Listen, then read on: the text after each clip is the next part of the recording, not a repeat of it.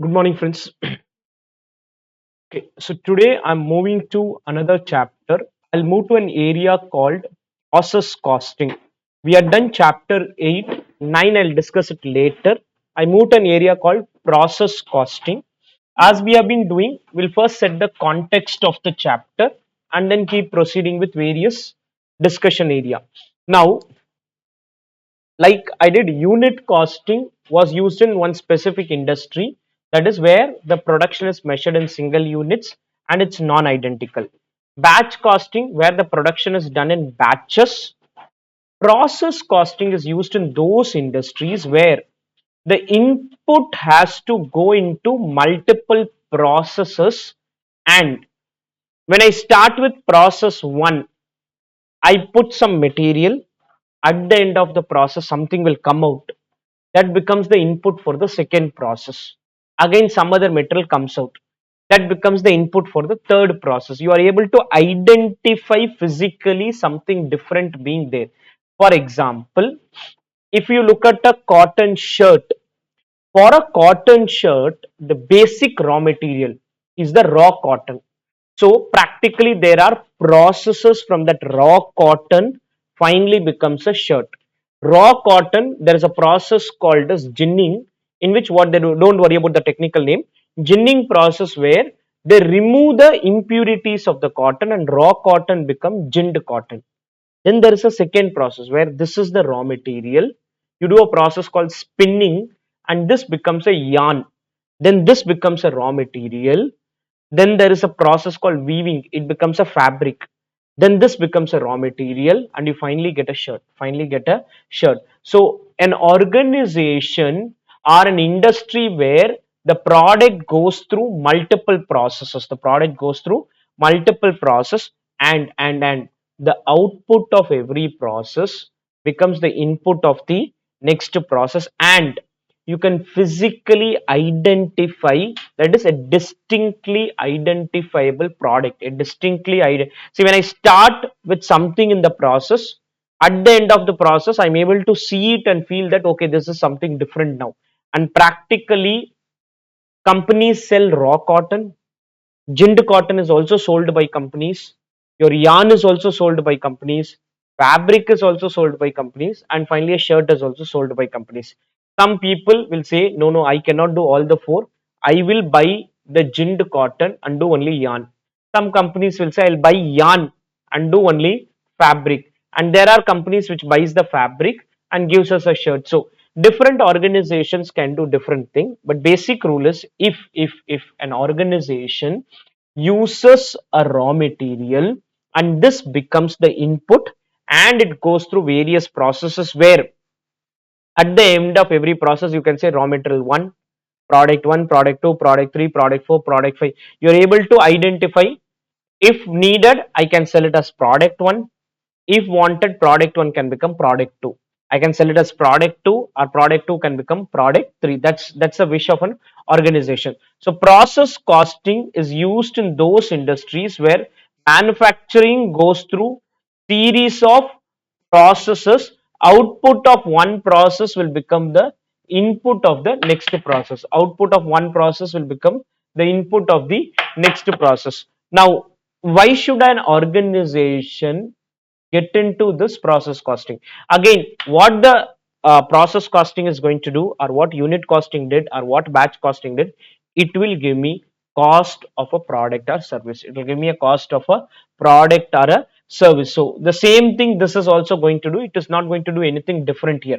So here it's product, not a service. Unit costing was also a product, batch costing was also a product. So now what process costing do is, an organization may sell its product as P1, P2, P3, P4, P5. It can sell it at any of that stage, or on March 31, when you are closing your books of accounts, in your manufacturing, the product could be at P2 stage, or a P3 stage, or a P1 stage, or a P4 stage. It is not necessary that the product has to be fully completed.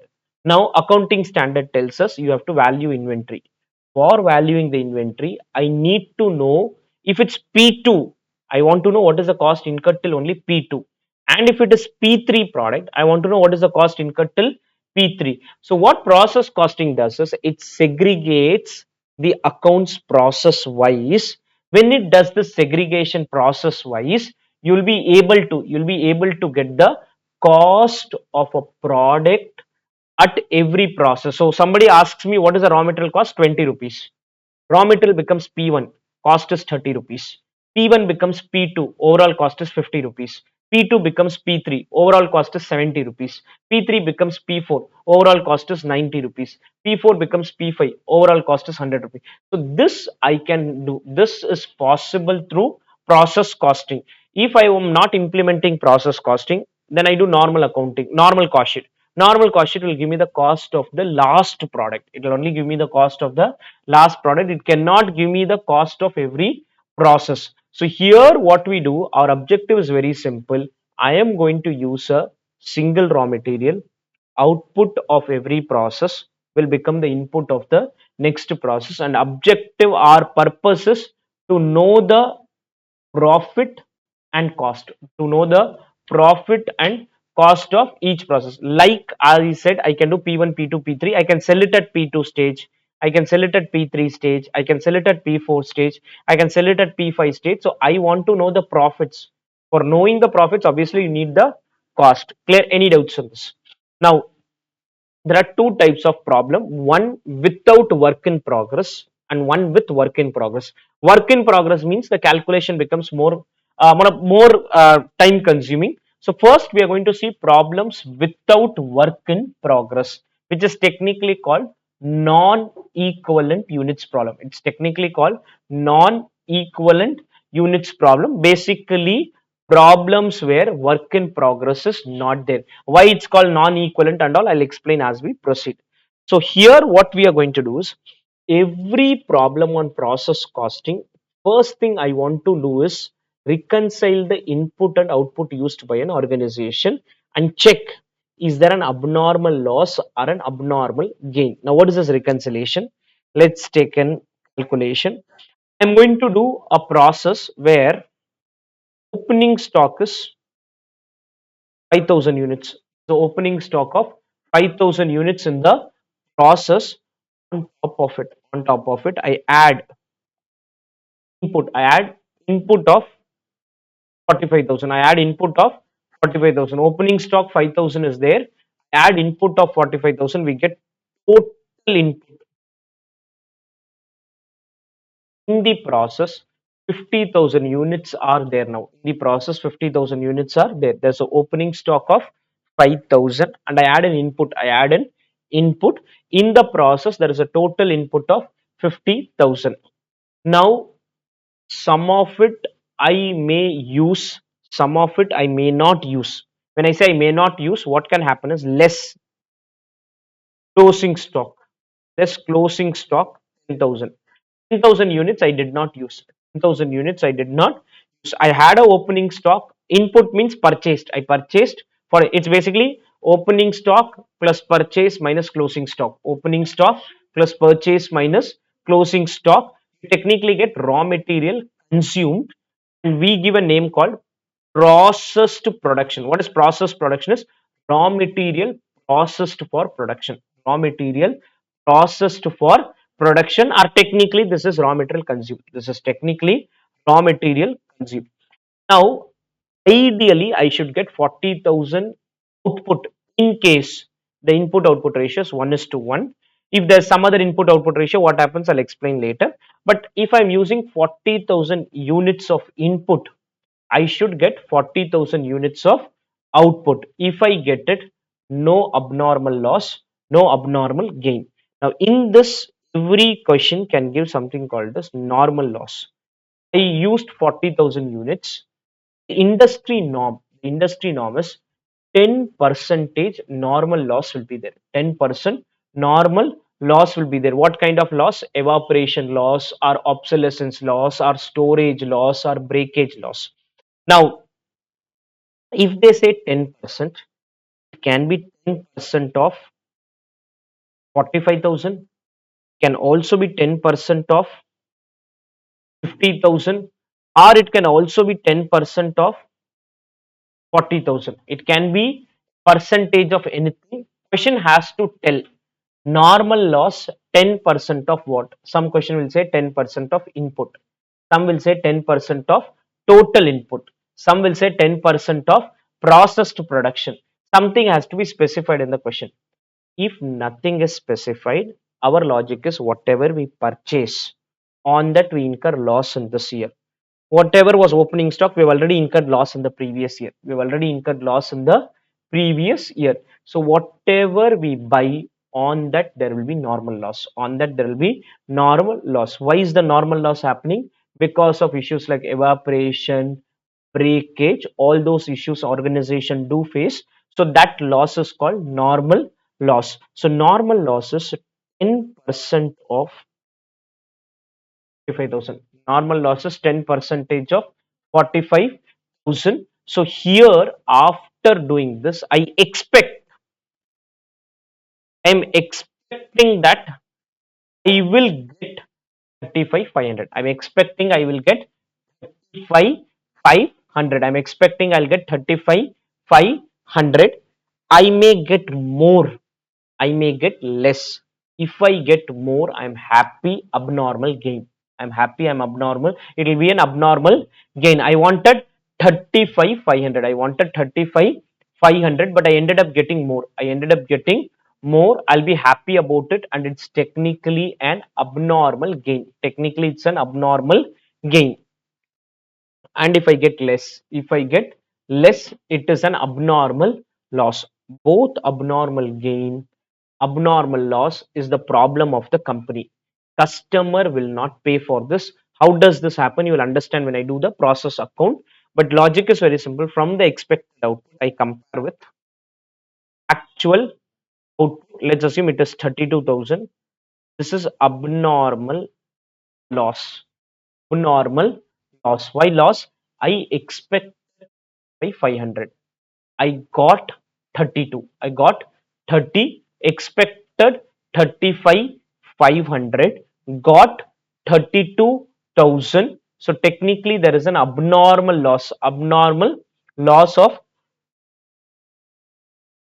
3,500. Any doubts in this? I'll repeat again.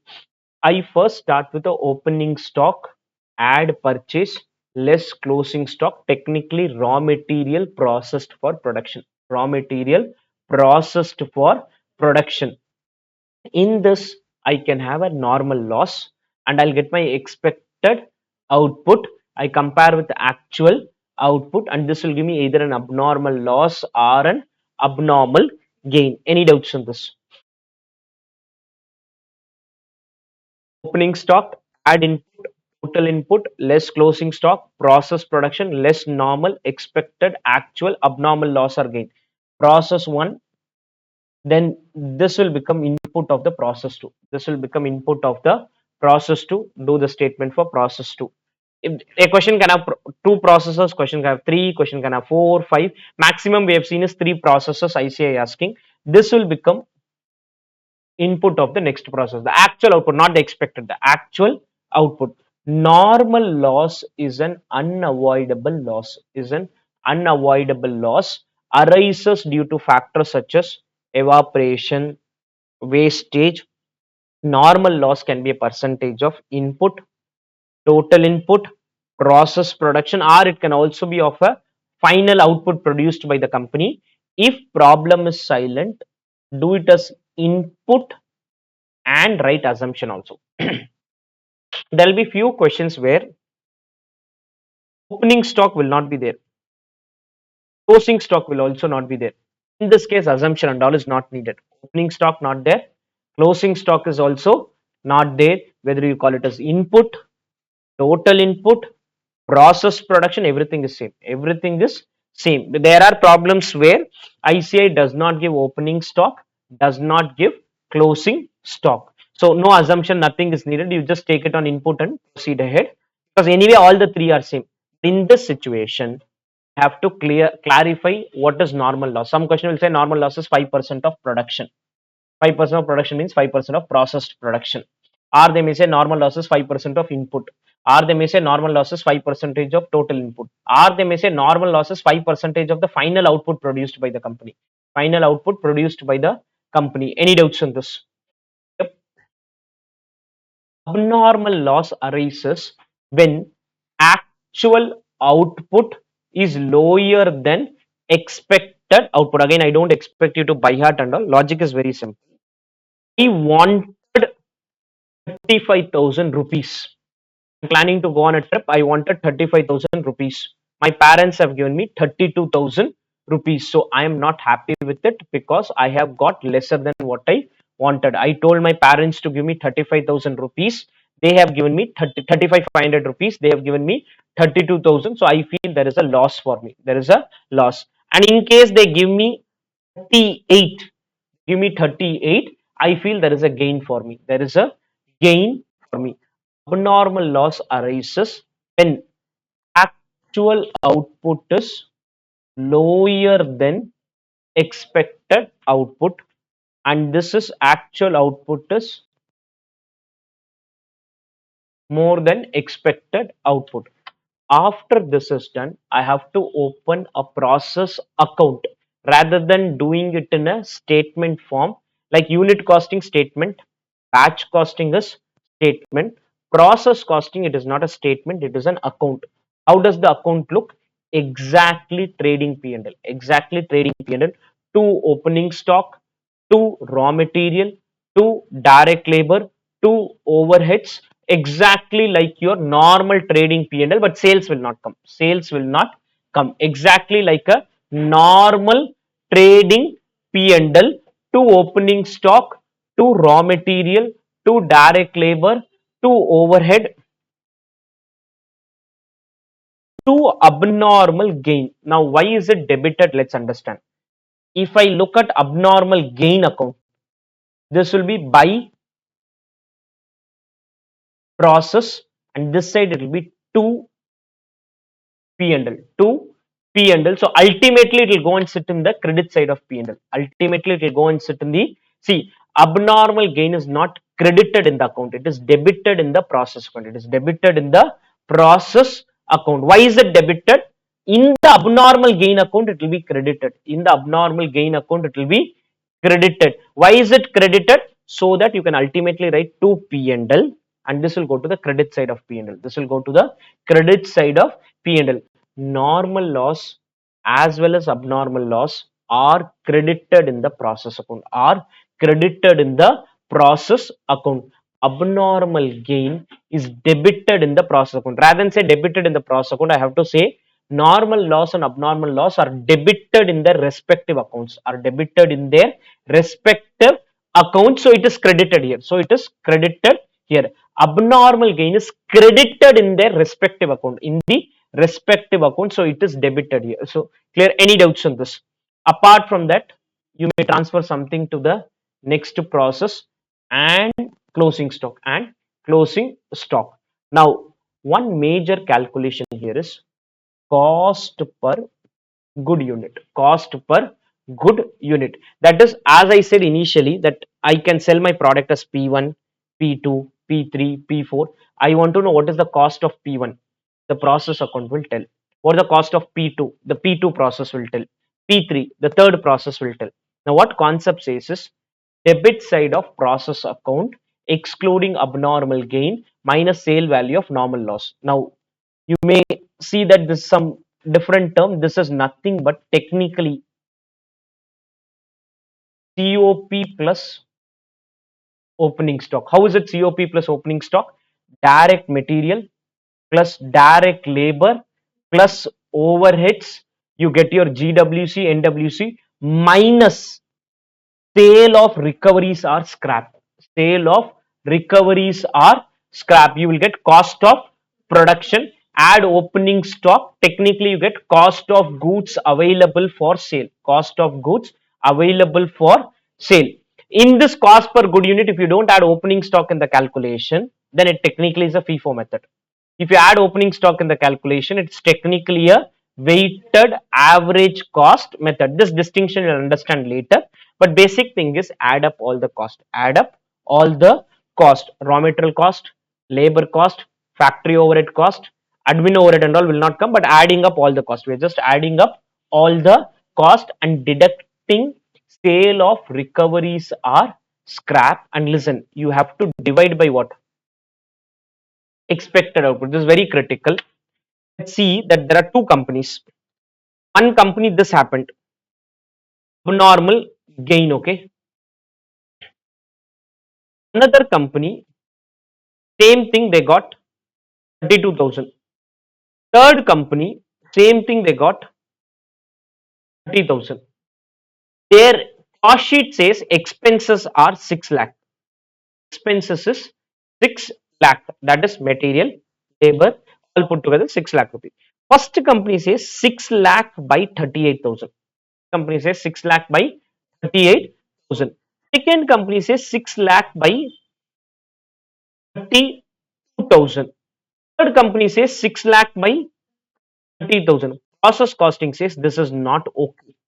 You should not penalize your customer or reward your customer for your efficiency. What is penalizing? If you produce 30,000 and you say 6 lakh by 30,000, 20 rupees, and tell customer to pay 25. Tell customer to pay 25. Another company is saying our cost is 16 rupees, you pay 20. You pay 20. So what process costing or any part of the costing says, denominator is always effective good units. What was effective good units when I did material chapter was all units minus normal loss. When I did labor chapter, all hours minus normal loss. When I did machine hours, all hours minus normal loss. So here also you should subtract normal loss. Denominator for all the three will be 35,500. Denominator for all the three will be 35,500. Just because you are doing a bad work, customer will not pay. So what should be the cost for all the three? For all the three, the cost should be divided by 35,500. 16.9. For all the three, it is 16.9. Then what will happen is, in case you have got more units, you enjoy the benefit of those extra units. You enjoy the benefit of those extra units. And in case you have got lesser units, you will be penalized for the same. You will be penalized for the same. Denominator is very clear. I am going to use only expected output as the denominator. I'm going to use only expected output as the denominator. We are not going to use actual output. We are not going to use actual output. All expenses, direct material, direct labor, direct expense, factory overheads, 5 line items, all put together, divided by units produced, technically the expected units produced. Any doubts in this? Part? Clear? I give a break of 2 minutes. That is, I pause for 2 minutes. You please go through this. Go through the concept. Go through page 70. 2 minutes for you to absorb whatever we have done till now. 2 minutes.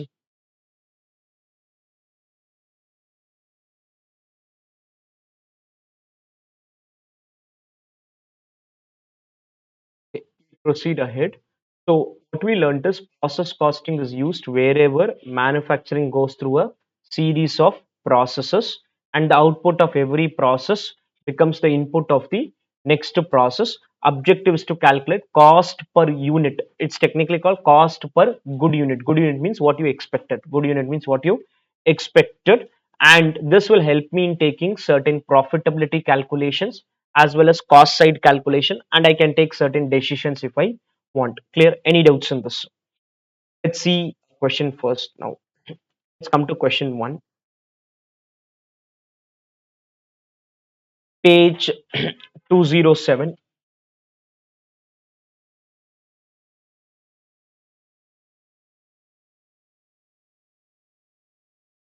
207.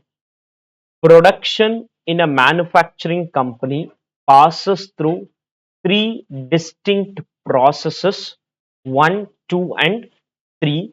Output of each process is transferred to the next process, and the output of process 3 is transferred to FG stock. FG stock is FG stock control account, which we learned in the earlier chapter. Normal wastage in each process and its realizable value. This is on the normal loss: 5% loss, 7% loss, 10% loss, and its realizable value 70 paise, 80 paise, and 1 rupee. Details of cost data and output for a month.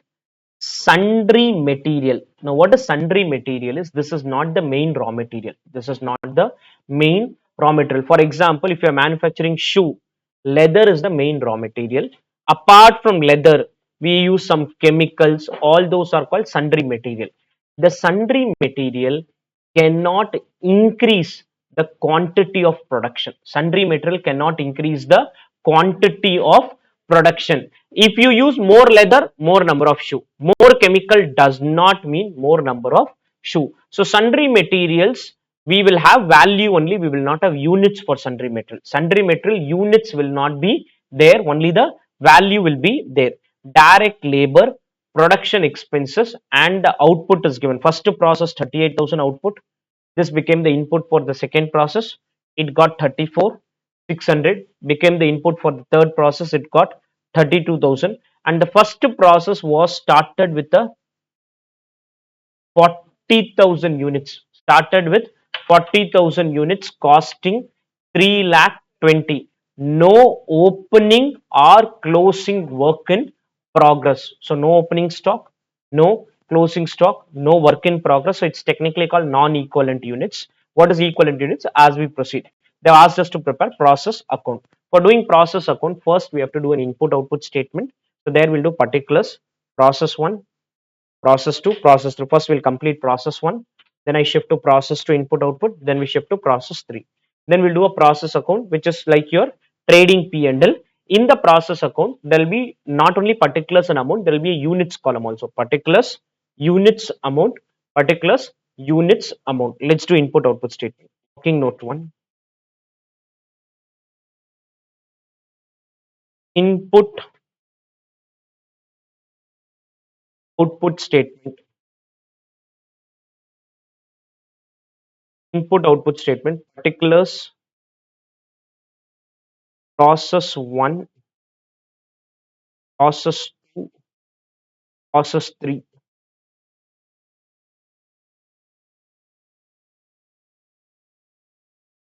Process 1, 2 and 3. Opening stock, add. It's basically opening stock, purchase,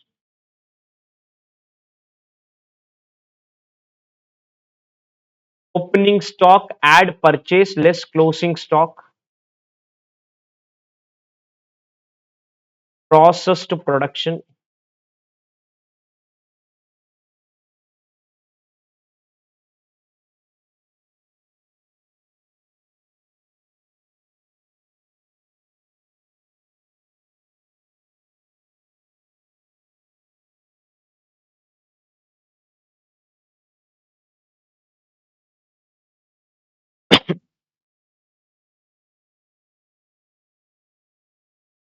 opening stock, add input, total input, less closing stock, process to production, less normal loss, expected output, actual output, abnormal loss or gain.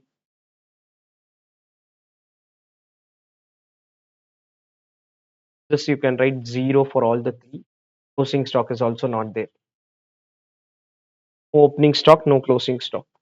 So in this question, that loss percentage, whether it's on input, total input, process production, doesn't really matter. It doesn't really matter. Process 1, what is the input? 40,000. So right, 40,000, 40,000. 0 plus 40,000 is 40,000 and minus 0. So everything is 40,000 only. Everything is 40,000 because no opening stock, no closing stock. No opening stock, no closing stock. There will be a normal loss figure given in the question. 5%. See, listen, it does not say here and doesn't matter. It is not saying is it 5% of input, total input, or process production. Doesn't matter in this question because all the three are same. When it varies, they will give clarity. If they don't, we take an assumption. So minus 5% of 40,000. I expect my parents to give me 38,000 rupees. I want my parents to give me 38,000 rupees for a trip. What is the actual output we got? 30. So that's all. No abnormal loss, no abnormal gain. First process. I'm happy I got my required number. 38,000 is what I wanted, and they gave me 38,000. They gave me 38,000. Whatever I wanted, I exactly got that number. So no abnormal loss, no abnormal gain.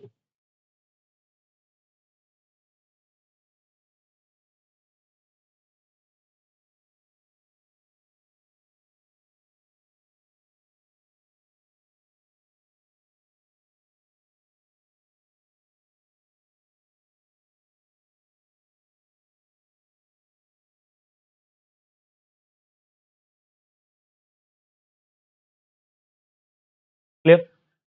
Second process input is 38,000. Everything is 38,000. Input, total input, process production. The normal loss. What percentage? 7% into 38,000. Expected 35,340. I wanted 35,340 rupees.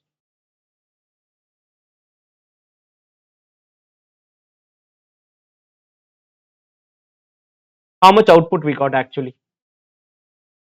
30, 34,600. Got 34,600.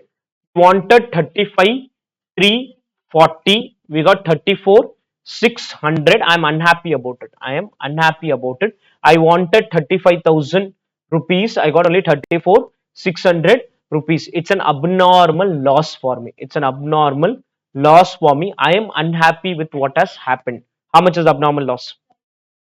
740 in bracket you can write abnormal loss. See, if it's only one process, here itself we can write whether it's abnormal loss or gain.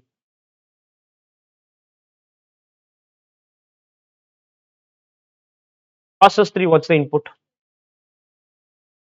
34,600.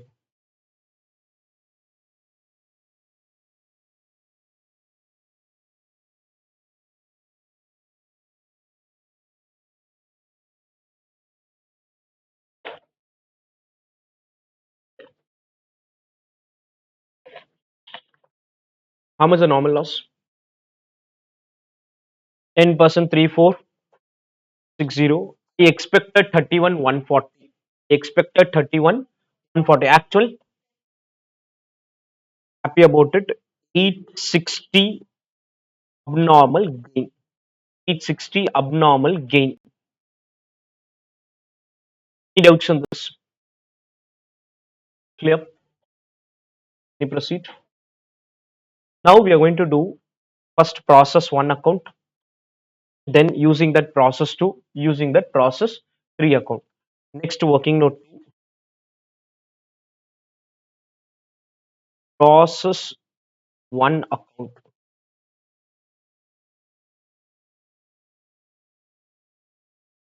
Particulars units amount, debit and credit.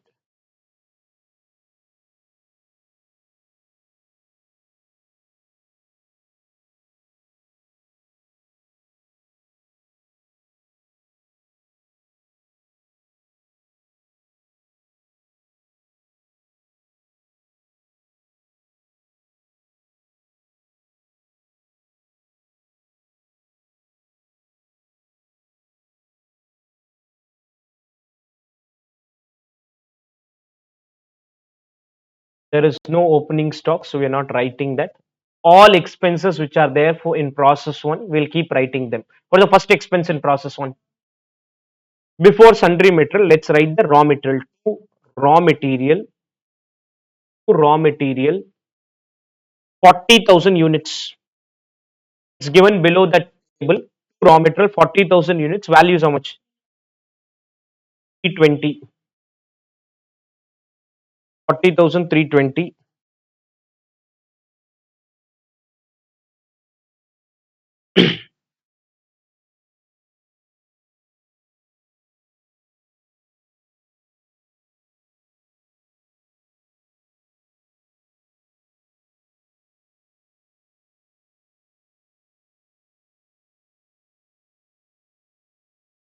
Sundry material. Sundry material is 1 lakh 20. Two, direct labor.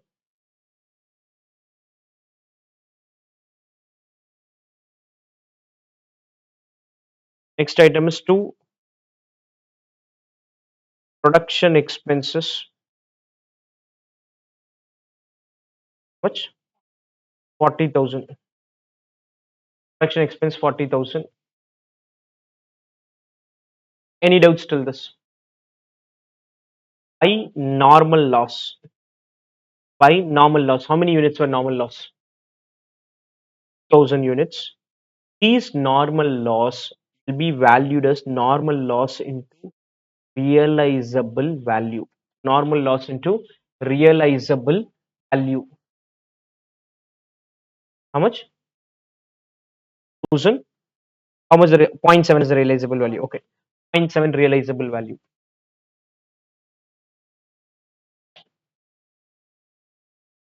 First process, abnormal loss, abnormal gain, anything there? No. Now, pi process from the process 1, this will go and now process to debit side. Process to debit side. I'm transferring from process 1 to process 2. How many units are there? 38,000. Wait. Before we do other calculation, see, this is how we will do process account. First, record the debit side. Second, record normal loss, abnormal gain and all, and units. At this stage, total the units and check whether it is tallying because it has to close now. 40,000, 40,000. Unit should get tallied at this stage.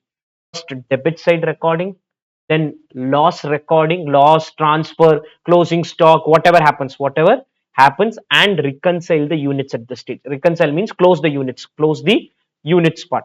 Once units are closed, below the table, cost per good unit is equal to all expenses minus sale value of normal loss. Only normal loss is subtracted. Only normal loss is subtracted, no abnormal loss subtraction.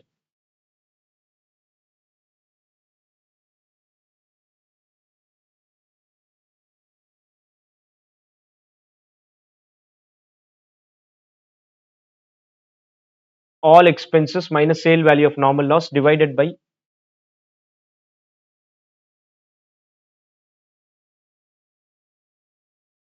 expected output.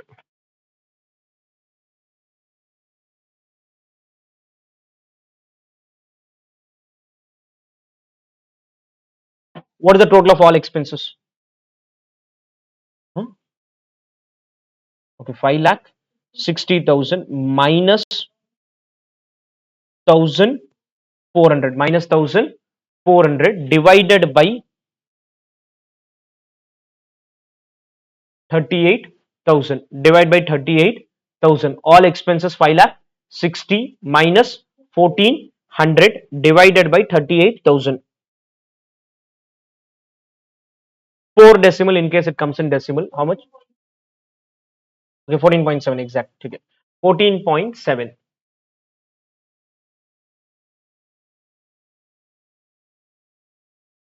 So what is the use of this 14.7? Process 1 is telling process 2, I am giving you 38,000 units and each unit is 14 rupees 70 paise. Each unit is 14 rupees 70 paise.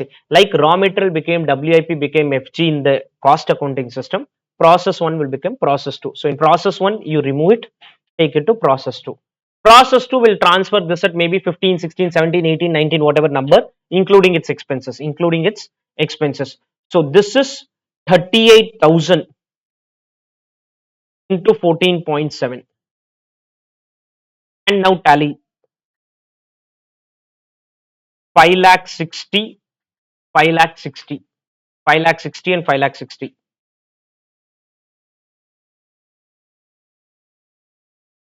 38,000 into 14.7.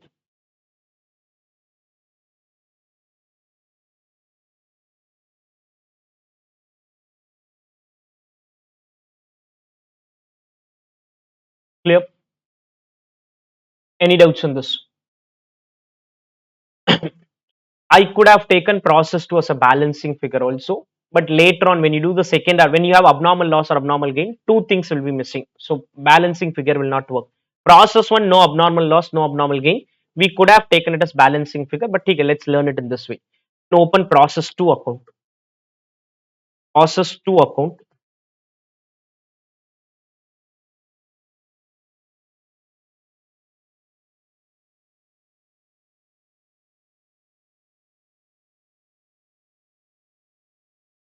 Process two account.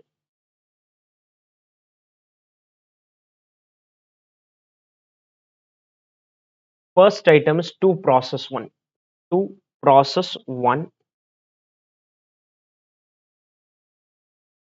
58,000, 558, 600.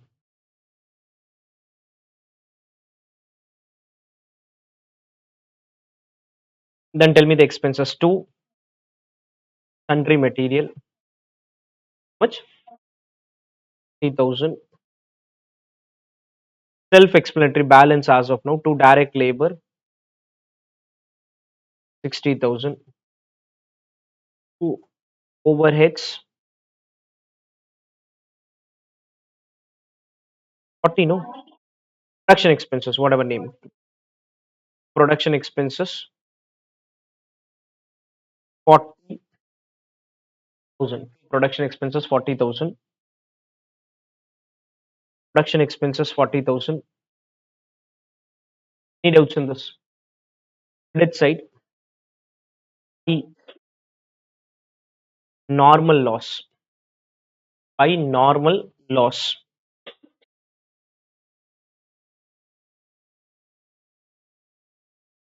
By normal loss.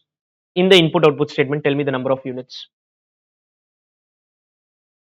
Some realizable value will be there in the question. Into 0.8. 2128 by normal loss.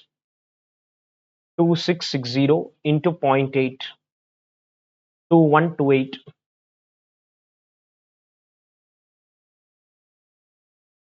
clear by abnormal loss. Tell me the units alone. Gain will come in the debit side. All losses will come in the credit side. Doesn't mean I'm recording it as income and all. In the respective account, it is debited. In the respective account, losses are debited by abnormal. How many units? Abnormal loss can't be 80 paise. So when you sell it to an outside customer, you will get only 80 paise. When you sell it to an outside, see, if I tell you this is a scrap, you will not say this is a normal scrap, abnormal scrap. All that nobody understands. It's only I am for accounting purpose. I'm saying I have a normal loss of 2660, abnormal loss of 740. I will be getting only 80 paise. I'll be getting only 80 paise, but in process account, I cannot record at 80 paise. What happens, you'll understand as we proceed. Then by process 3, by process 3, how many units? Unit should tally at this stage. Unit should tally at this stage. You can put a total 34,600.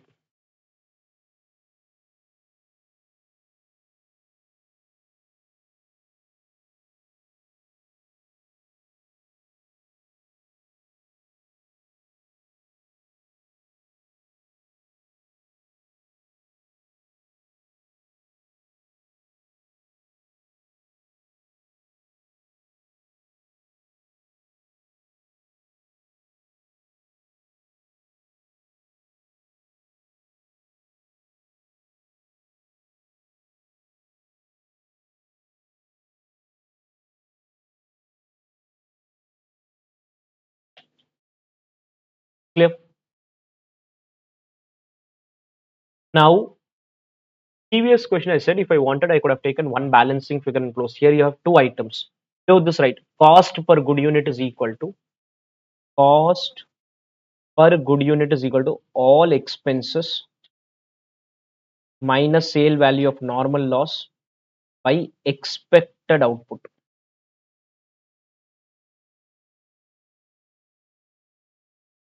I'll need 4 decimal. 698 600 minus 2128 divided by 35 340. 35 340. 35 340 is there in your input output statement. It's there in the input output statement. What is the cost you get? 19 point.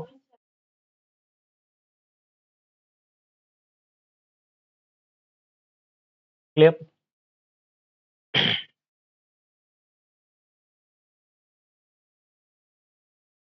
Now process 3 will say I will take your units only at 19. Can you divide by 34 600 and tell me what number you get? If you divide by 34 600,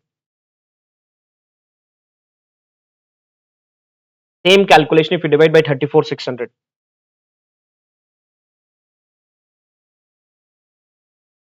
20 point. Okay, so broadly because of abnormal loss, my real cost is some 20.12.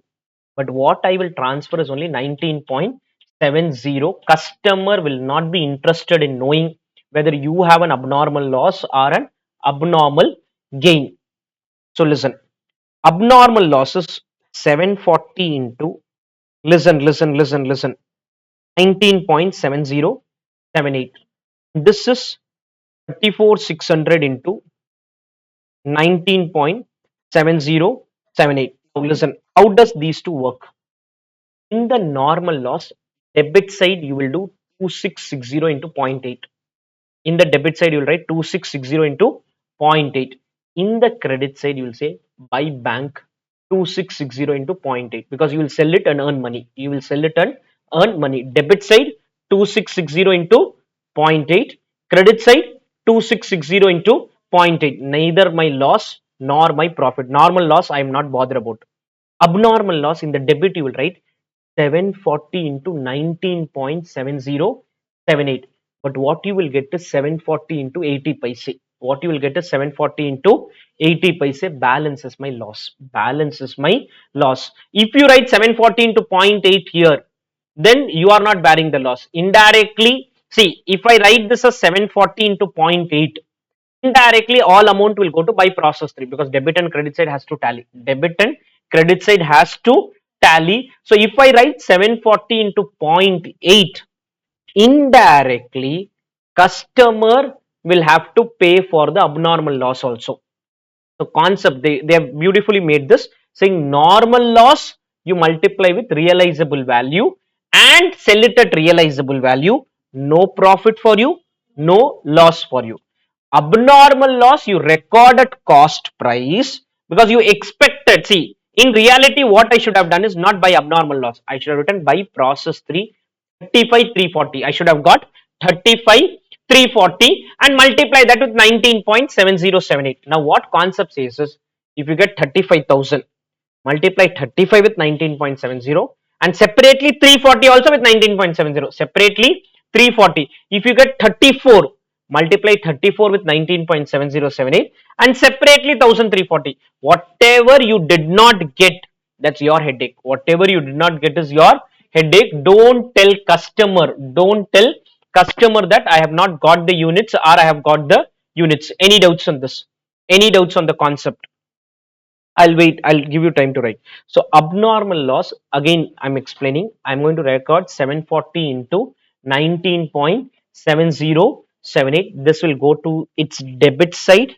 In the credit side, sales by bank, 740 into 80 paise. You cannot tell. See, I'm a scrap dealer. I come to your factory, say that give me the product. Now you cannot tell me this is a normal loss for me, this is an abnormal loss. You give me 80 paise, you give me 20 rupees. I am least bothered. I am least bothered. It's like buying old newspaper. I am least bothered. Whatever is there in the content, whatever happens, I'll give you only 80 paise. I'll give you only 80 paise. So from my point of view, I am very clear. I'll give you 80 paise. Your point of view, you are feeling bad because your cost is how much? 19.7078. Balance that 18.9 or approximately 19 rupees is your loss. 19 rupees is your loss. So by abnormal loss, right, 740 into 19.7078. Process 3, wait, okay.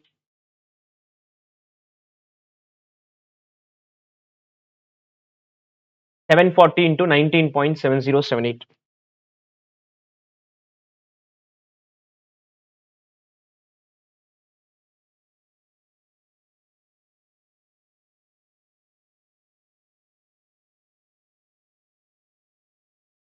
Okay, now listen. By process 3, listen for a minute. I will do 34,600 into 19. That is right. But there is a 2 rupee rounding of difference which is happening. So what you need to do is you have to take it as balancing figure, but also do the calculation. In case some 20 rupees difference, 40, 100 rupee difference, it's all rounding off. But in case you get a bigger difference, you made a mistake somewhere. You made a mistake somewhere. It is going to be this number only, 34,600 into 19.7078, but I will take it as balancing figure. I'll take it as balancing figure. In your notebook, what you will do, in calculator, you will do 34,600, 19.7078, note it somewhere, then take balancing figure. Balancing figure is 681,888. 681,888. Multiplication is 681,890. 681,890. 2 rupees is rounding of difference. 2 rupees is rounding of difference. Clear? Any doubts in this? So close this. 681,888.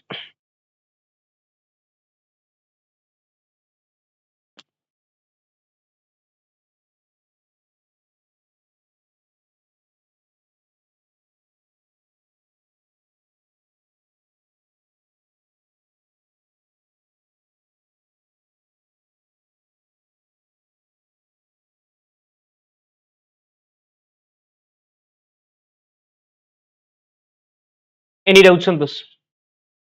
Clear? Fairly simple, straightforward area. This is, it's a very lengthy area, but every question in class will take us minimum 30 minutes. Minimum 30 minutes, most of the question we will take, because they will ask more processes. At your end, at home, when with practice, you can cut down the speed, cut down the time, but it will take 30 minutes. Minimum 30 minutes, most of the question. Any doubts on this? Any proceed? Process 3 account. Process 3 account.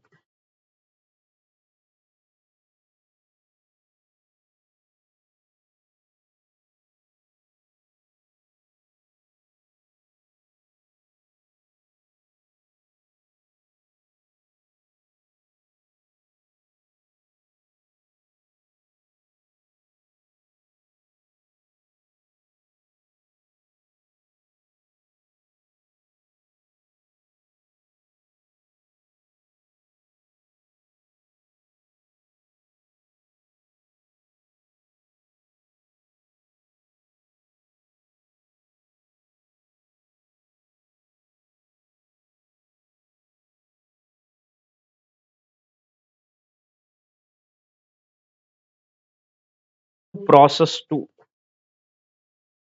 Process 2 account. 681,888.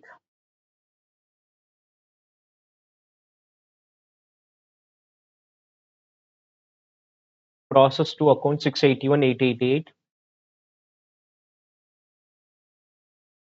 Then 2 sundry material, much 3,000. Then 2 direct labor 60. 2 production expenses 20, 28,000. 5 normal loss. 5 normal loss. How much? T4. T4 same, okay. 1 rupee, okay. T460 into 1. 2 abnormal gain. Abnormal gain. How many units? 8. See, everything is there in your notebook. I'm just continuously writing in case you get a doubt somewhere. Because see, in case it is a challenge, you'll have to tell me then. Speed becomes an issue. You'll tell me then only I can do some correction. To abnormal gain 860 by FG stock account or FG control account. Let's use the word FG control account. By FG control account, uh, units tallied. Units got tallied 32,000. Units are tallying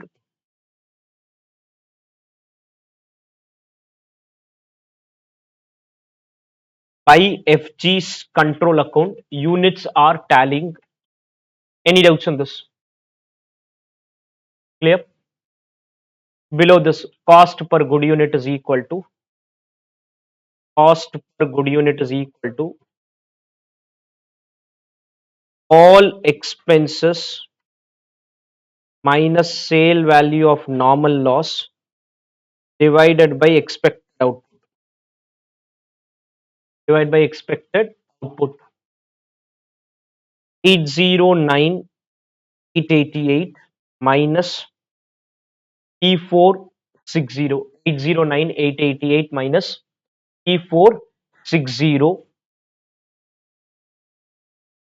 31. Four decimal answer.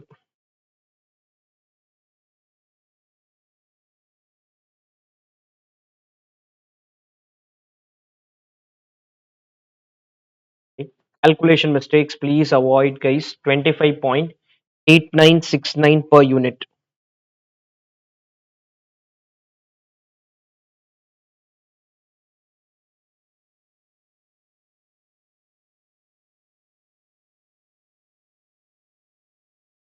25.8969 per unit. Any doubts on this? Clear?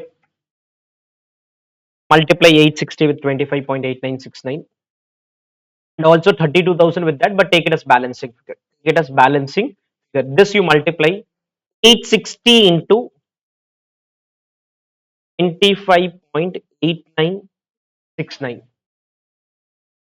860 into 25.8969.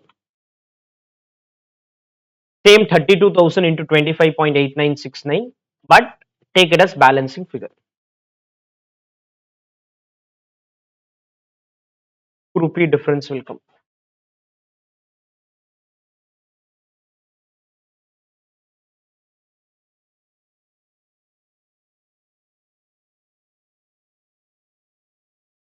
There will be a 2 rupee difference. Multiplication will give you 828,701. Balancing figure is 828,699. 828,699.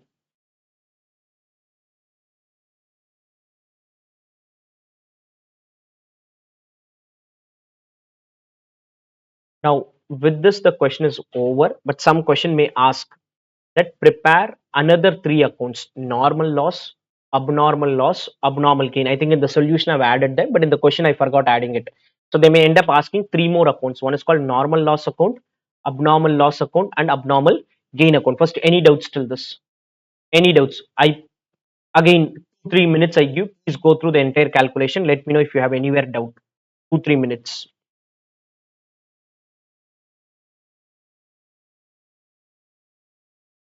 Okay. Assuming question asks for three more accounts: normal loss, and abnormal gain account. Open three accounts. Normal loss account will need 6 lines. Other two, three lines. Normal loss account,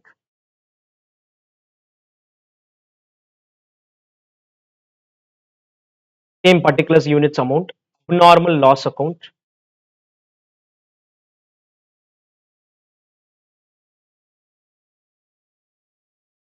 and abnormal gain account.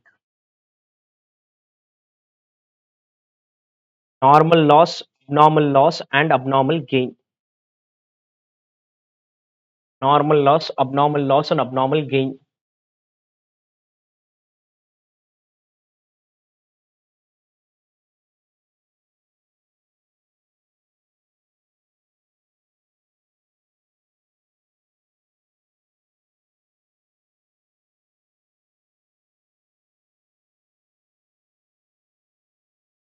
open three accounts, and let's do the double entry posting. What is double entry posting? Is in various accounts we wrote buy normal loss, buy abnormal loss, to abnormal gain, whichever account we wrote, do the posting.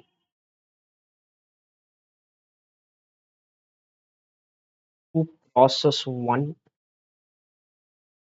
account, the normal loss. In the normal loss, to process one account,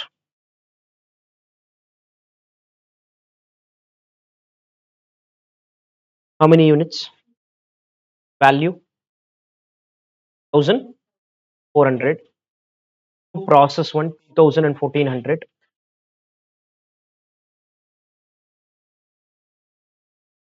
2000 and 1400.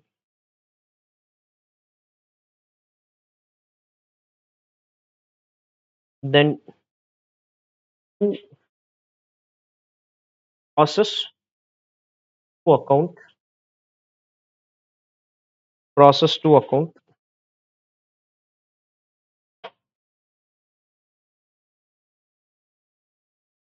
to process to account. How much? 2660 and 28. And the abnormal loss also, process to account,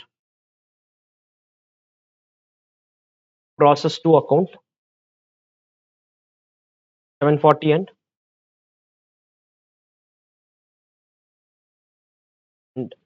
process 3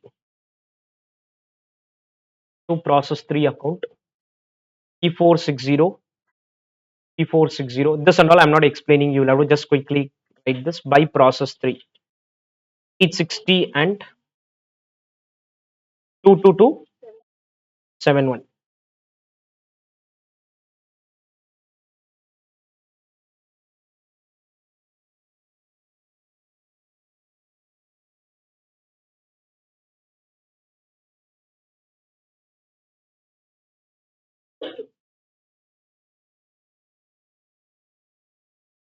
Clear?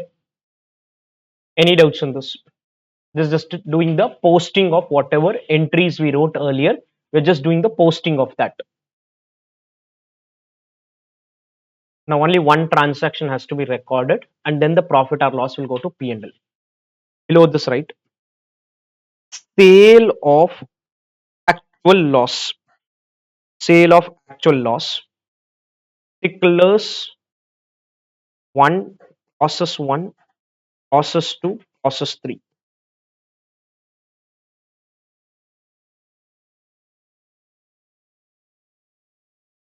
Sale of actual loss. Sale of actual loss.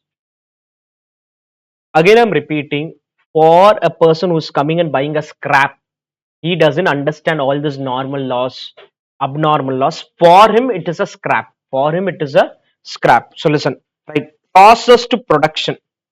Process to production. Copy from the input output statement. Process to production.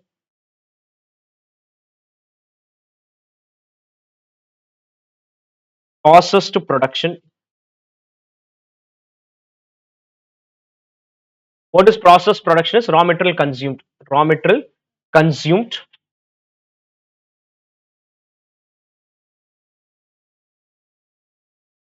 Actual output. I'll explain this first. You write it. Actual output.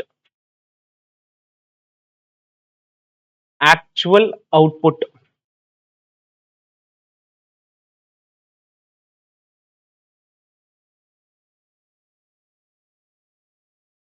Gap is called actual loss. Actual loss. Process to production. Actual output. Gap is called actual loss. Explain first. You keep writing actual loss.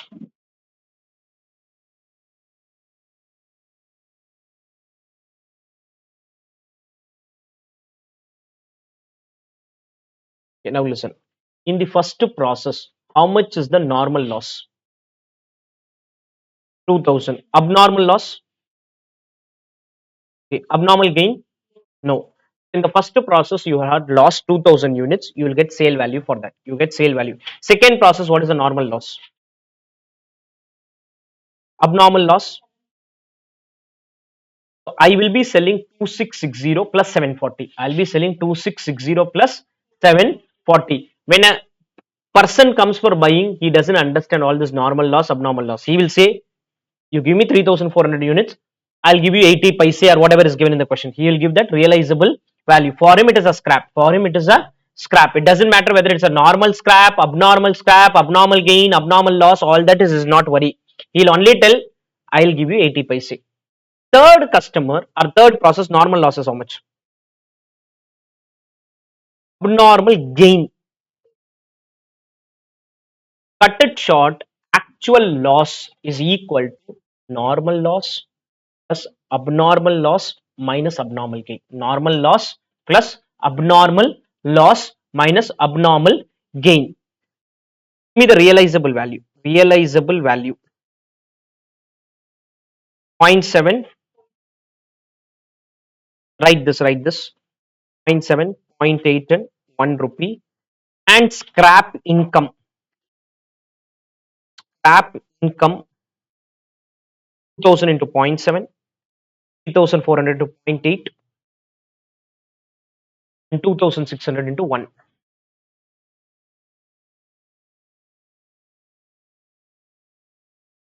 want to explain a very important journal entry. For this, somewhere this you have to remember, this you have not noted down, but you have to look at input output statement. Listen, first process, I'm selling 2000 units. All 2000 are normal loss. All 2000 are normal loss. Listen, journal entry is very simple. Bank account debit 1400. I'll get my 1400. To normal loss 1400. You will write the entry in some time. Bank account debit to normal loss 1400. Second process, bank account debit 2720. The scrap guy came, he paid me 2720. For my purpose, I will say two normal losses 2660 into 0.8 and abnormal losses 740 into 0.8. This is my purpose. This is just for my purpose. I'll say normal losses 2660 into 0.8. Abnormal losses 740 into 0.8. He comes and gives me 2720. He comes and gives me 2720. Third process, bank account debit 2600 into 1. 2600 into 1. In that, my normal loss is 3460 and abnormal gain is negative 860. Negative 860. Technically, entry is like this: 2 normal loss 3460 into 1, 2 abnormal gain negative 860 into 1. Negative you cannot write, so it goes to the debit side. Negative you cannot write. In any journal entry, negative amounts are not allowed. But the journal entry is same for all the three. Bank to normal loss to abnormal loss to abnormal gain but negative amount. Abnormal gain will be negative amount. Negative amount obviously are not allowed in a journal entry. Negative amounts are not allowed in a journal entry. This is basically sale of scrap. What is sale of scrap entry? Bank account debit to scrap income. Scrap income can be called as normal loss.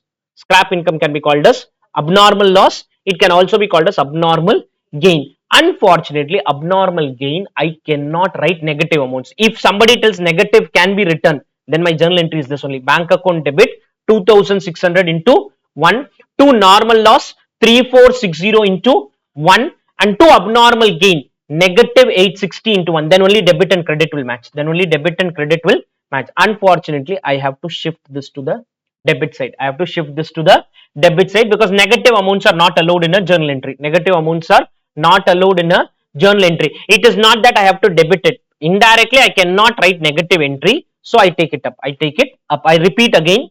My actual loss below this 2000 or 1400, you will write this breakup in a minute. Listen, normal loss 2000, abnormal loss 0, abnormal gain 0. So 2000 into 0.7 bank account income, 2000 into zero point 0.7 normal loss, 2000 into zero point 0.7 income, 2000 into zero point 0.7 normal loss. Second process, 3400 into zero point 0.8 is income.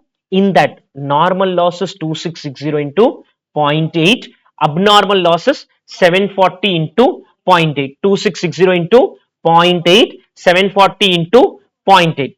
Third process, 2600 into 1. Third process, 2600 into 1. In that, normal loss is 3460 into 1. Abnormal gain is negative 860 into 1. Negative 860 into 1. Below the scrap income, write breakup of loss. Write breakup of loss. Breakup of loss. Normal loss 2000. Then you write the journal entry. Breakup of loss. Normal loss 2000.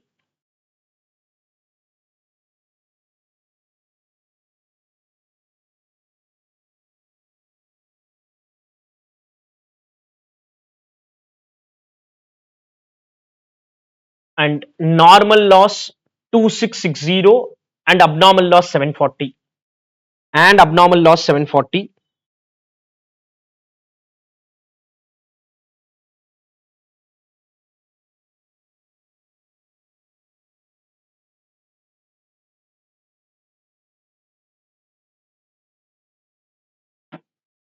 and process 3 normal loss 3460 abnormal gain negative 860. See, logically speaking, there's only one entry, bank account debit to income account. That's all. There's no, we for our purpose we say normal loss, loss, abnormal gain. These are our accounting adjustments which we are doing. From a logic point of view, it's very simple. Sale of scrap, if you ask in accounting, the entry is bank account debit to scrap account, and we used to record it as other income in the trading P&L. Now this will be, some it's called normal loss, some is called abnormal loss, and some is called abnormal gain. Below that, first journal entry, bank account to normal loss 1400. Bank account to normal loss 1400. You'll have to write 3 journal entries. Bank account debit to normal loss. In exam, journal entry not needed. In class, for logic, for clarity, I'm giving you bank account debit to normal loss 1400. In this question, this part is not needed. They have not asked it in the problem, but in solution, I think I've added. In exam, if they ask normal loss, abnormal loss, then only we have to do this. Bank account debit to normal loss 1400. Then the second journal entry, bank account debit 3400 into zero point 0.8 to normal loss 2660 into zero point 0.8 to abnormal loss 740 into zero point 0.8.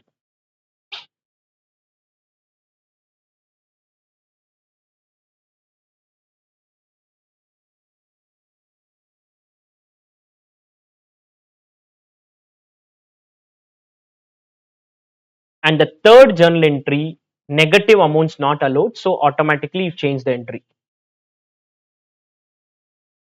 Bank account debit 2600 into 1. Abnormal gain account debit, abnormal.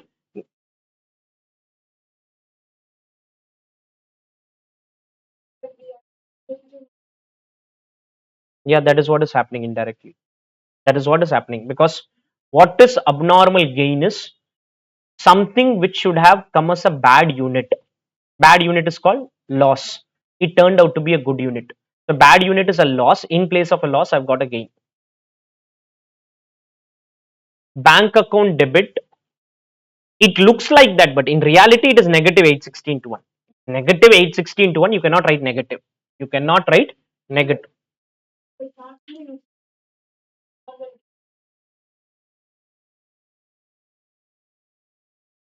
I'll come to it. You first write this. When we do posting, you'll understand. When we do posting, you'll get clarity. Bank account debit 2600 into 1, 2 normal loss 3460 into 1, 2 abnormal gain not possible, so take it in the journal entry. So journal entry is bank account debit 2600 into 1, abnormal gain account debit 860 into 1, 2 normal loss account 3460 into 1. This is the only question where I'll be doing normal loss, abnormal gain. Every other problem, if it's there, it will be homework. So get full clarity on this. Again, I'm repeating, it is very simple. This all this calculation also I don't need it because very simple. Actual loss is nothing but I can go to see this table was of no use to me. I could have gone here and just looked at this row. Only these two is sufficient in the input output statement. What entry I will do? Bank account debit 2000 into zero point 0.7 to normal loss 2000 into zero point 0.7. Second, bank account debit 2660 plus 740 into zero point 0.8 to normal loss 2660 into zero point 0.8 to abnormal loss 740 into zero point 0.8. Third, bank account debit 3460 minus 860, 3460 minus 860 into 1, abnormal gain account debit 860 into 1 to normal loss account 3460 into 1. I gave all that calculation to explain. Otherwise, I would have just looked at my input output statement and pass the journal entry and pass the journal entry. Very simple. Bank account debit 2000 into whatever number to normal loss. Bank account debit. I can even write two separate entries if I want. Bank account debit 2660 into whatever number to normal loss. Bank account debit 740 into to normal loss. So I can write separate entries or single entry. All that is my wish. Simple logic is just come here, club the amounts and write a single entry. Bank account debit to normal loss. Bank account debit to normal loss to abnormal loss. Bank account debit, abnormal gain account debit to normal loss account. Any doubts in this? Any doubts in this? Please do the posting of all the entries now. Here, first by normal loss, first entry by normal loss account, process one entry. By bank account, by bank account, sorry, by bank account, by bank account,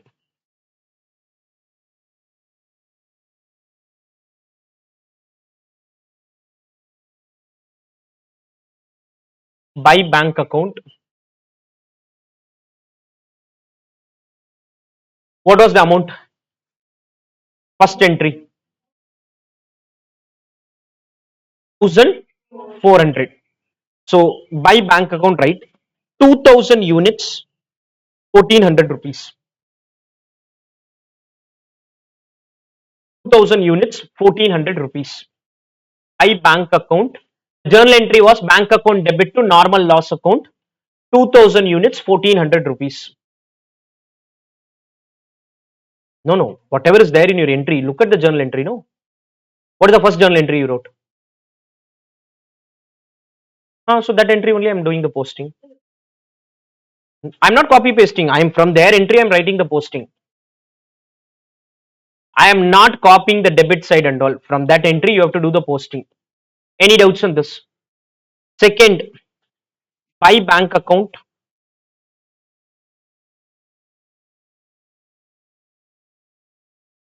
two places by bank account, normal loss as well as abnormal loss.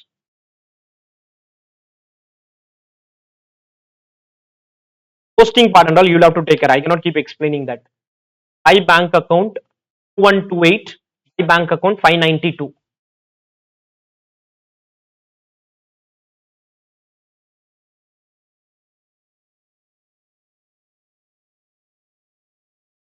By bank account 2128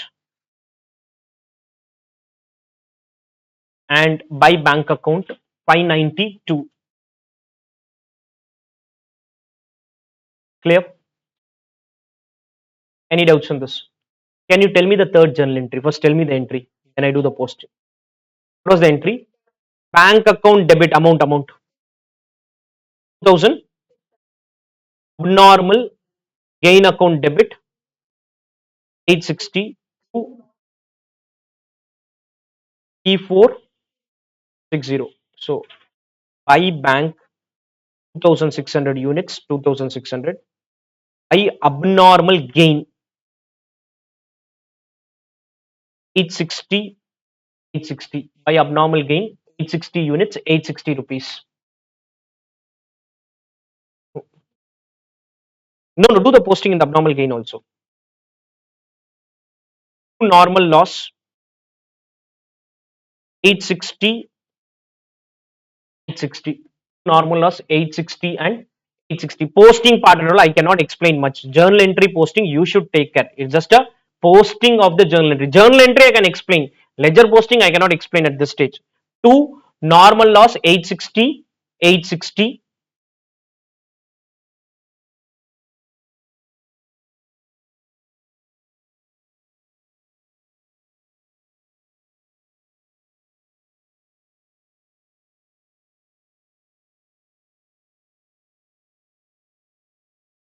Any doubts on this?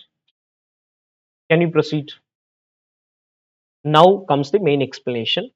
Normal loss will tally on its own because this is neither my loss nor my gain. Neither my loss nor my gain. Listen, abnormal loss by costing P&L or by P&L. Wait for 2 minutes. Wait for 2 minutes. By costing P&L, units will get tallied, but amount will not tally. Amount will not tally. This is my loss. This is my net loss. My net loss is 13,992. My net loss is 13,992. Logic is very simple. You said cost per good unit in the second process was some 19 rupees, but you're selling that for 80 paise. Your cost is 19 rupees and you're selling that for how much? 80 paise. You're selling that for 80 paise. The gap is your loss. The gap is your loss. You are manufacturing for 19.7078 and selling it for how much?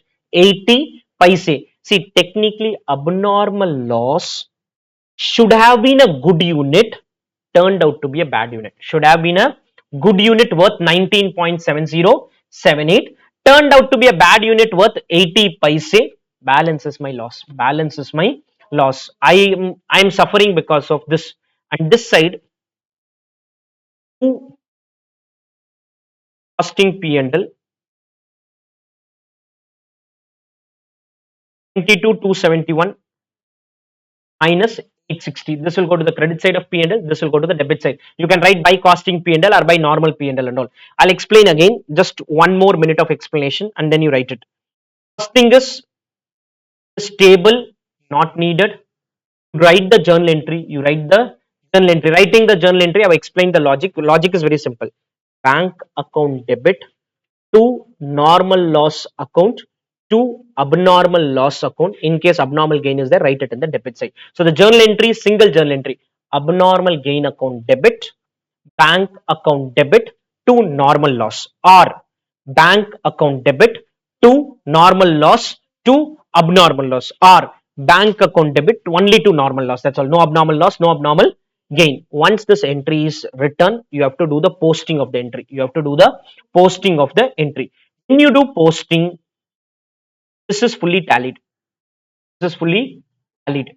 Units as well as amounts are tallying for the normal loss account. Units as well as amount is tallying for the normal loss account. Here units is tallying, amount will have a balancing figure.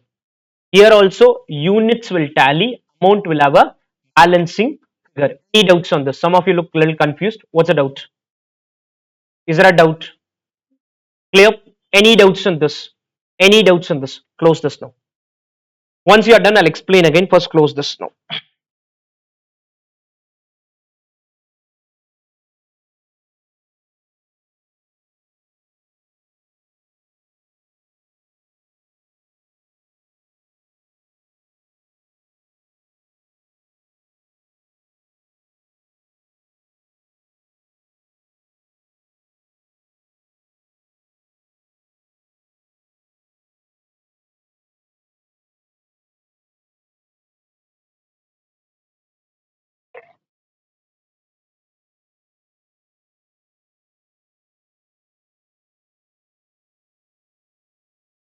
Close all the accounts, okay? Units, amount, everything will tally now. Once you close it, once you close it,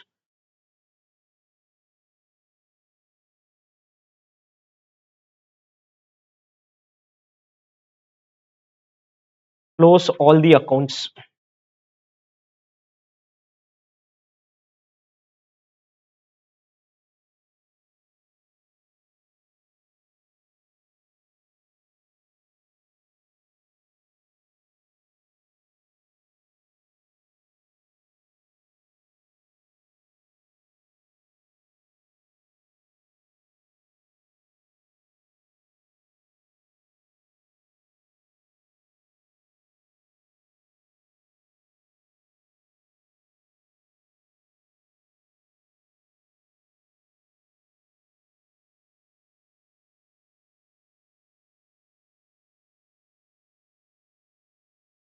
Okay, I give you 2 3 minutes.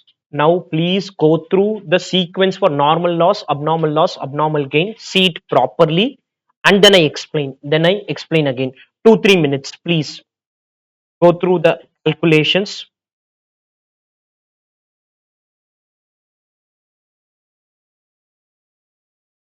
Okay, I'll explain what we have done. Basic rule is very simple. Go to the input output statement.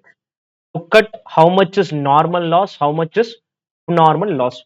First process, normal loss 2000 into zero point 0.7. So there is bank account 2000 into zero point 0.7 to normal loss 2000 into zero point 0.7 and do the posting.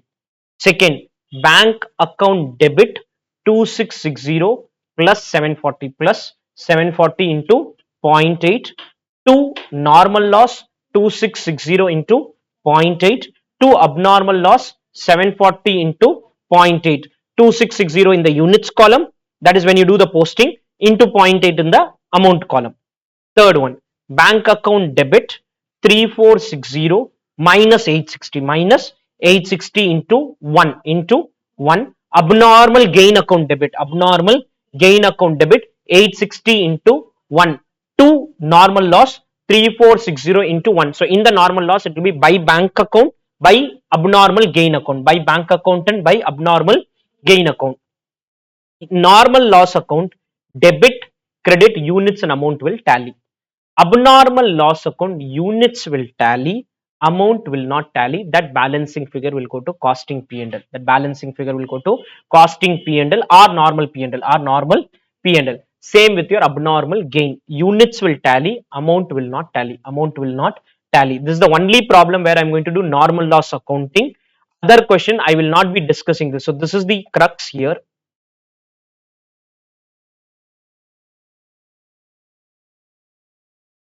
Recognizing normal loss and abnormal loss, abnormal gain. This is nothing but posting, double entry posting. In the process account, you wrote two normal loss, sorry, by normal loss, by abnormal loss. Then sale of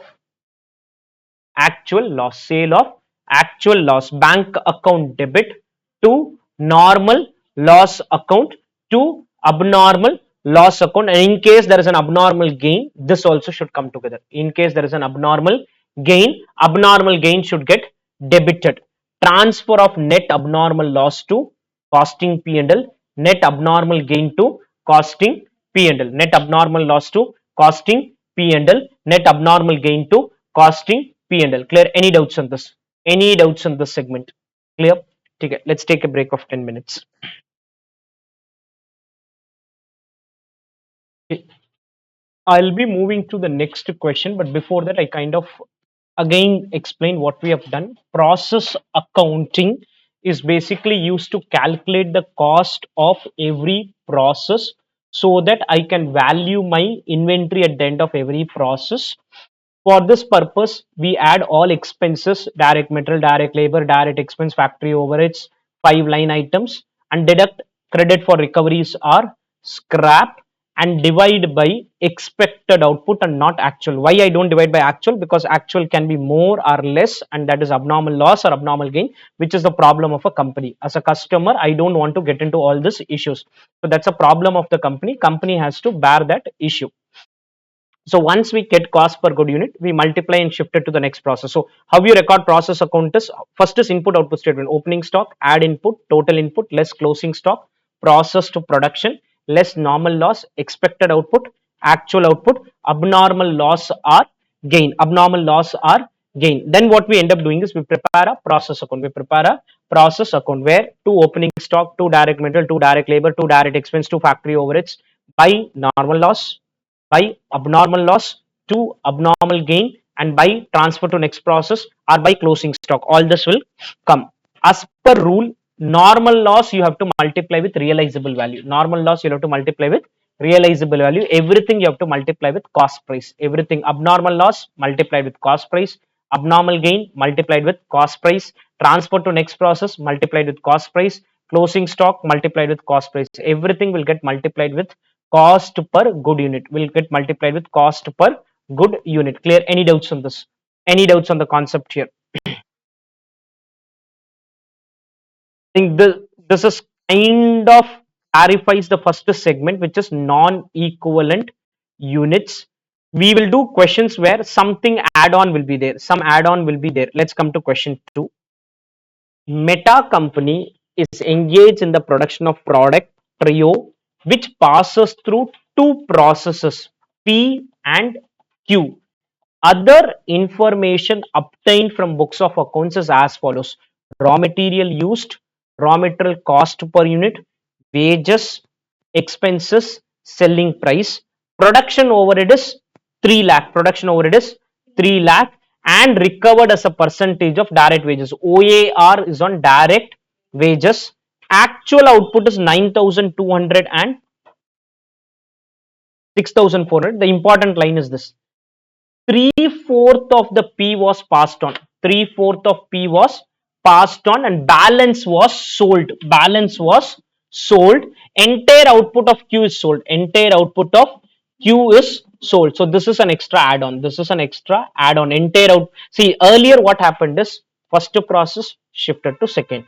Second shifted to third. Third shifted to FG. Here first is not shifting fully. It says three-fourth I pass on, balance I sell, balance I sell. Second processing, everything I sell, everything I sell. The entire output of Q was sold and some selling price data is there.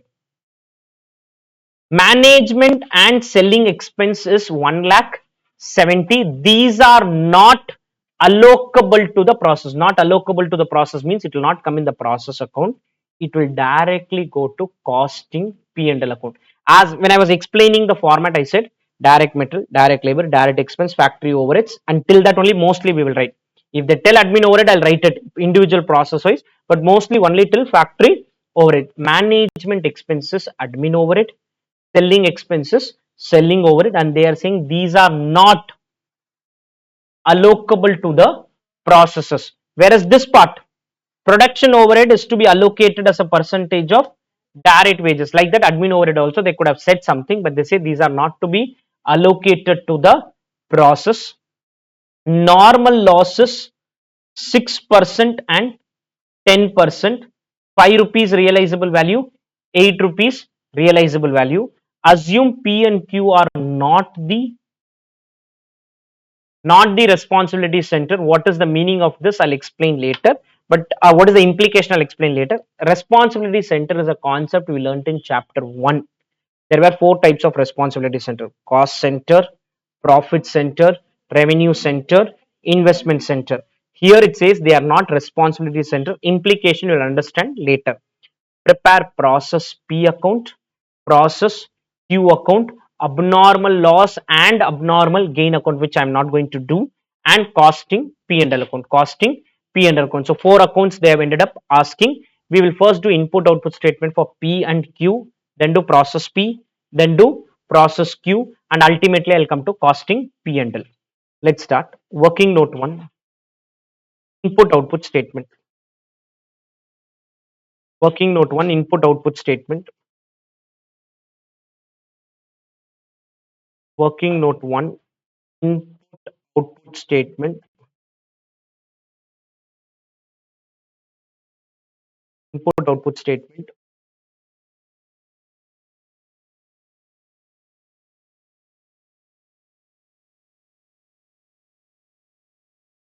Particulars process P, process Q. Input output statement P and Q.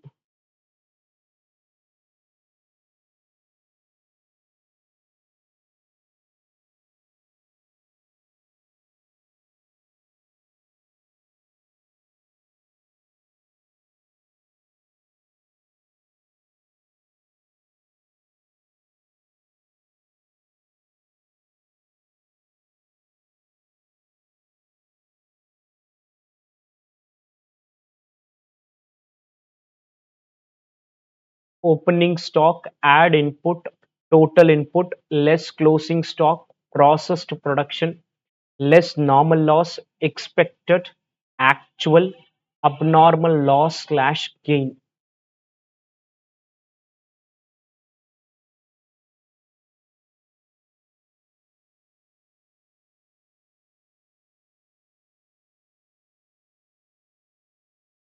Is there any opening stock in the question? Zero. Process P, what's the input? 10,000. Total input 10,000. Processed production is also 10,000. Input 10,000. In fact, there's no opening and closing stock. I can just say input slash total input slash process production. I can shorten the format, but TK, I'll be using this in many places, so I have created a longer format. Processed production 10,000.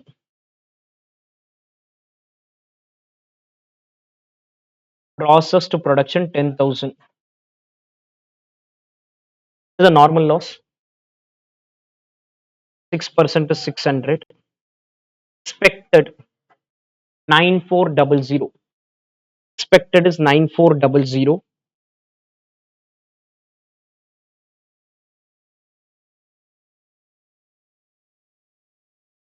Actual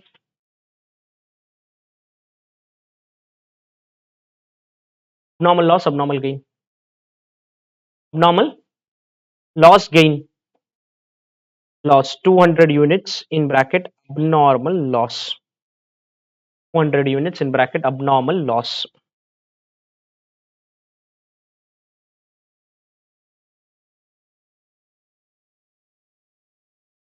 Just make a small change in the question. Right? Assume that P is not a responsibility center and Q is a responsibility center so that you understand both the accounting. P is not a responsibility center and Q is responsibility center. So both accounting you will understand. First process is not a responsibility center. Second process is a responsibility center. What difference does it make? You will understand.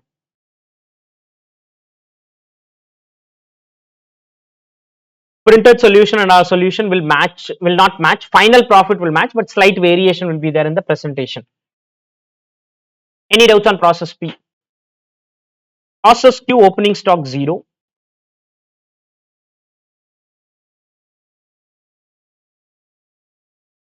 Input is question has said P by 4 of the output was passed on. 3 by 4 of the output was passed on and balance was sold. Balance was sold. So 9,200 into 3 by 4. Into 3 by 4.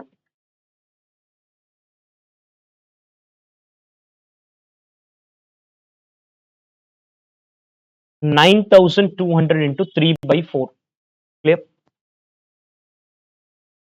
How much is the normal loss here? 10%. 690. Expected 6210. Actual. Okay, good. This is abnormal gain then. Abnormal loss, abnormal gain. Abnormal loss and abnormal gain.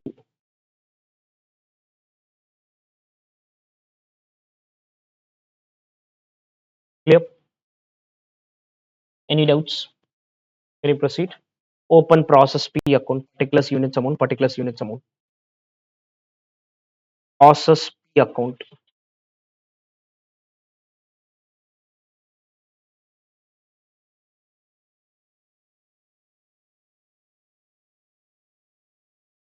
Process P account.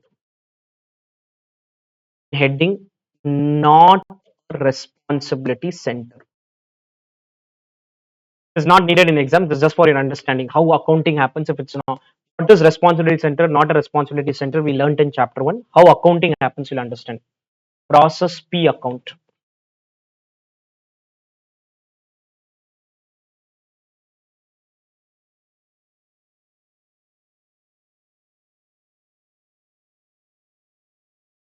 Tell me the various items in the debit side. Who raw material 10,000 and 10,000 into 80. Who raw material 10,000, 10,000 into 80. Then who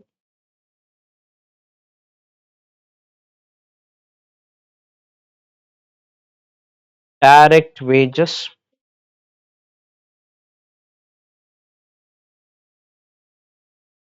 then 2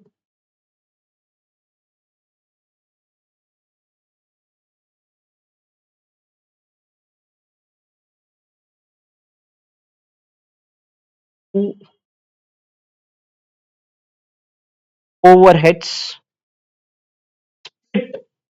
3 lakh in the ratio of wages. That's all. Split 3 lakh in the ratio of wages because it's apportioned as a percentage of direct wages. 3 lakh production overhead is recovered as a percentage of direct wages. So 3 lakh in the ratio of 52 is to 78. 52 will go to process P, 78 will go to process Q. Production overheads are recovered as a percentage of direct wages. See, technically I'll have to do this 3 lakh divide by 52 plus 78 and then multiply with 52 for the first process, multiply with 78 for the second process. Second process I'll come to it later. Tell me how much production over it. 1 lakh, 120,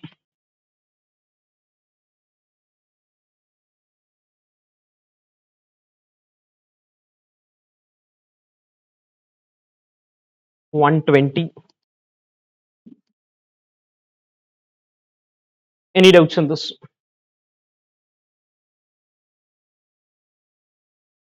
Yep.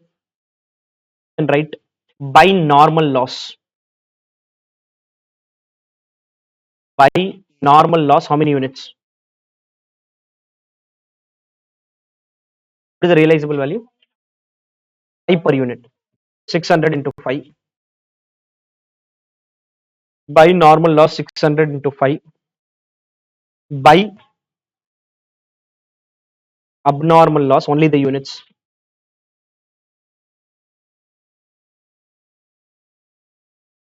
By process Q. How many units we have transferred to process Q? Did not transfer fully. Sorry, 6,900. 6,900. See here, input 6,900. 3/4 was transferred. 6,900.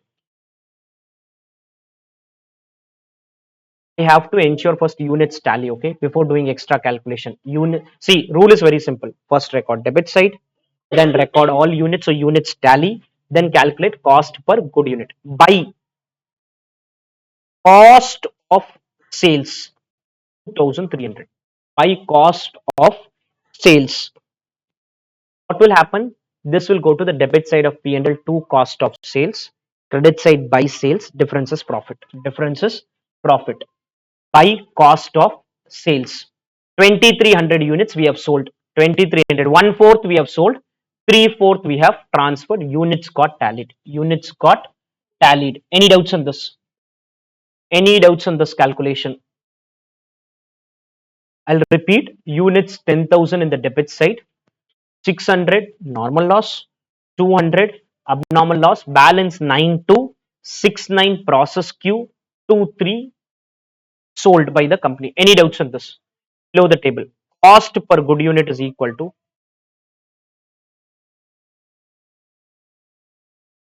total expenses minus sale value of normal loss divided by expected output. Total expenses minus sale value of normal loss divided by expected output.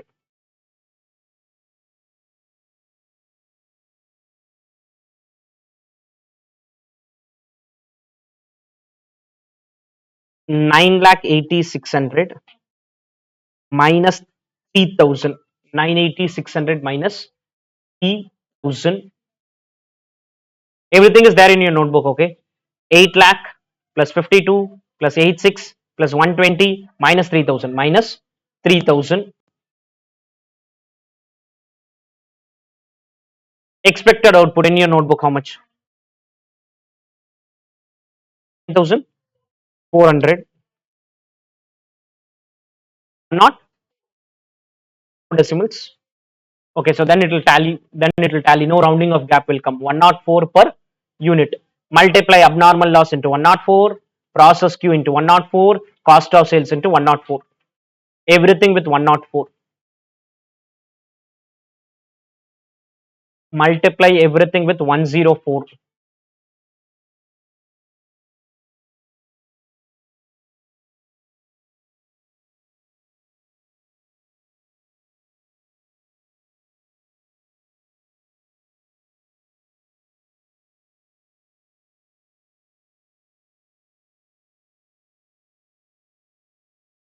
200 into 104, 6900 into 104, 2300 into 104. We need not worry about rounding off here because it will automatically tally now, into 104, 104, 104.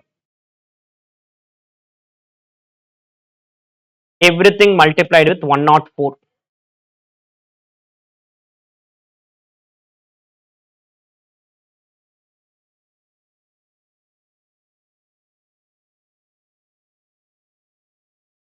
Any doubts on this?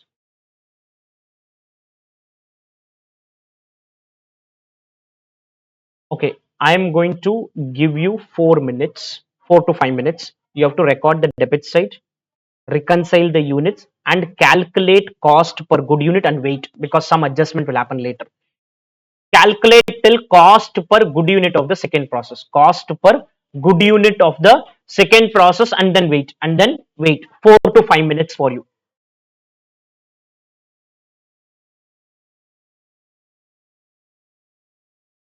4 to 5 minutes. So, how much is the cost per good unit you got?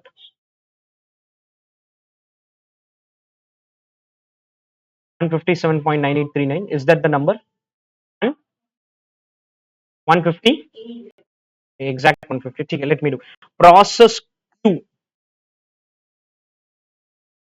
This is a responsibility center. So, accounting will slightly change. That's why I told you to stop at cost per good unit. 2, process P account.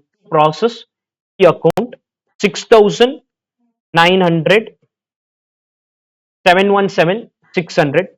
Direct wages 78,000. To direct expenses, to overheads by normal loss 690, no, 690 into what is the realizable value?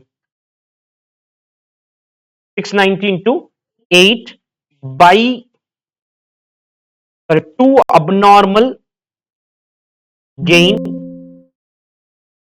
190 by cost of sales, by cost of sales, no, by closing stock, by cost of sales. Nothing went to FG stock account. How many units? 6,400 units are tallied. Cost per good unit is equal to 986 700 5520 whole divided by the number you get, exact 158. Any doubts in this? Now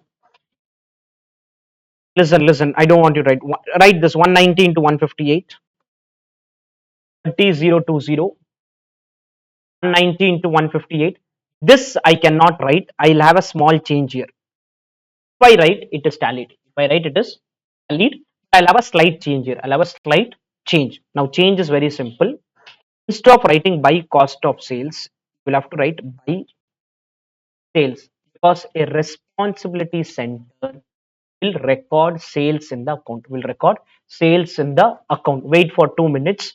It cannot be 158 because selling price is 190. Selling price is 190. A responsibility center would account for the sales in its account. If you are a responsibility center, record sales in the credit side. Record sales in the credit side. You cannot say units into 158. 158 is a cost. So what will happen here is 6,400 into 190 and 2 costing P&L. Costing P&L, you can tell it as balancing figure, or you can say 6,400 into 32 rupees profit, into 32 rupees profit. What is 32? 190 minus 158. 190 minus 158. I made this change in the question, okay? I made this change and I had told you to wait doing this. So now write 2 abnormal gain 190 into 158. By sales, by sales, so change cost of sales and write sales. 6,400 into 190. 6,400 into 190. 6,400 into 190. Sales will happen at selling price into 190, and to costing P&L 6,400 into 32 rupees profit. In the printed solution, you will see only by cost of sales. In the printed solution, you will see by cost of sales. I wanted to show both accounting, that's why I've changed the problem. I wanted to explain both forms of accounting. Ultimately, the final profit will remain same. All that how it happens, you'll understand as we proceed. 6,400 into 32. Why have we used the word costing P&L? Because question has used the word costing P&L. If they use the word normal P&L, write 2 P&L. Any doubts at this stage? Clear?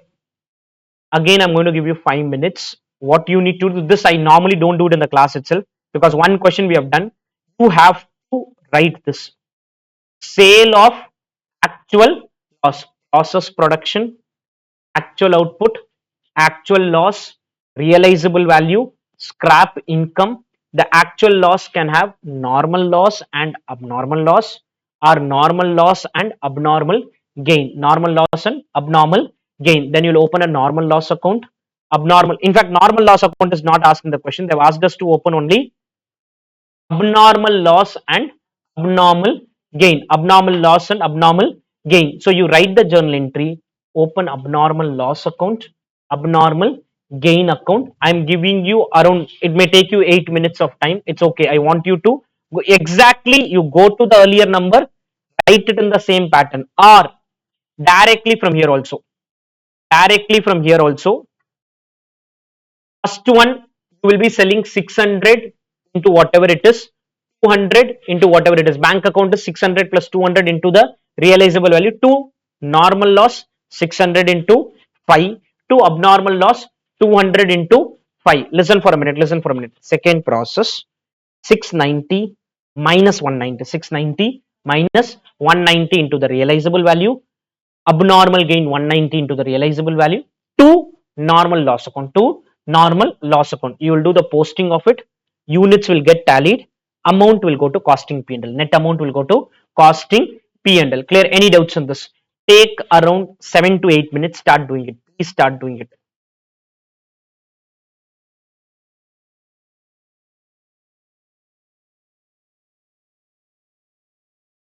Doesn't matter, no? How does it matter? This question is asking abnormal loss and abnormal gain.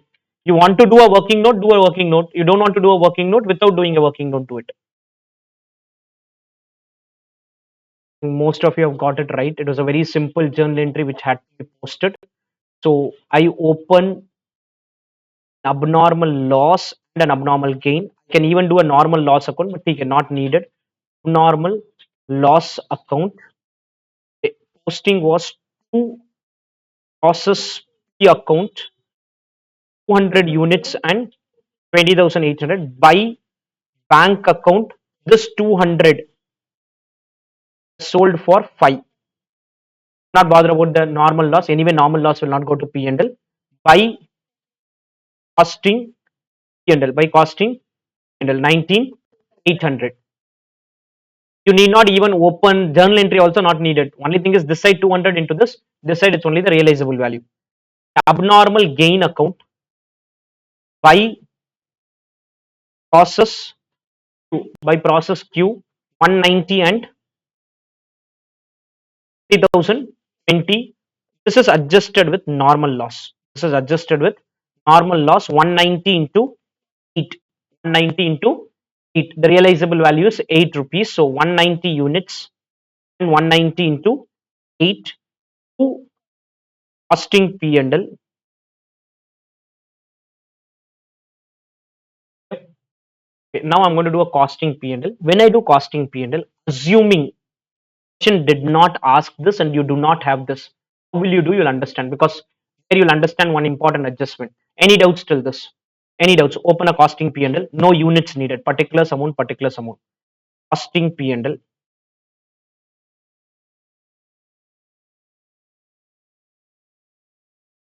Costing P and L. Particulars amount. Particulars amount.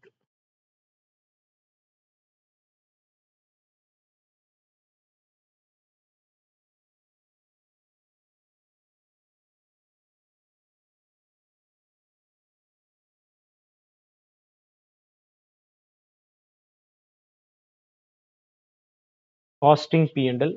In the first process, there was a cost of sales. Two cost of sales process P. Two cost of sales. Much 239. Two cost of sales process P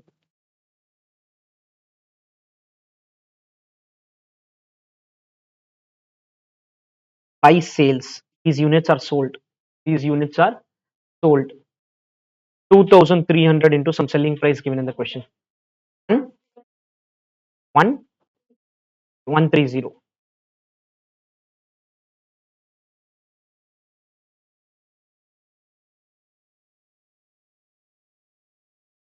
Second process, what I did is I recorded sales there. So I did not do by cost of sales. I recorded sales there because I said it is a responsibility center and I'll record the sales. It is a responsibility center and I'll record the sales. So I have recorded the sales in the process account itself. Only thing we wrote is two costing P&L. We wrote something double entry posting by process Q. By process Q. Look at the process Q account and tell me what amount you wrote there. 204.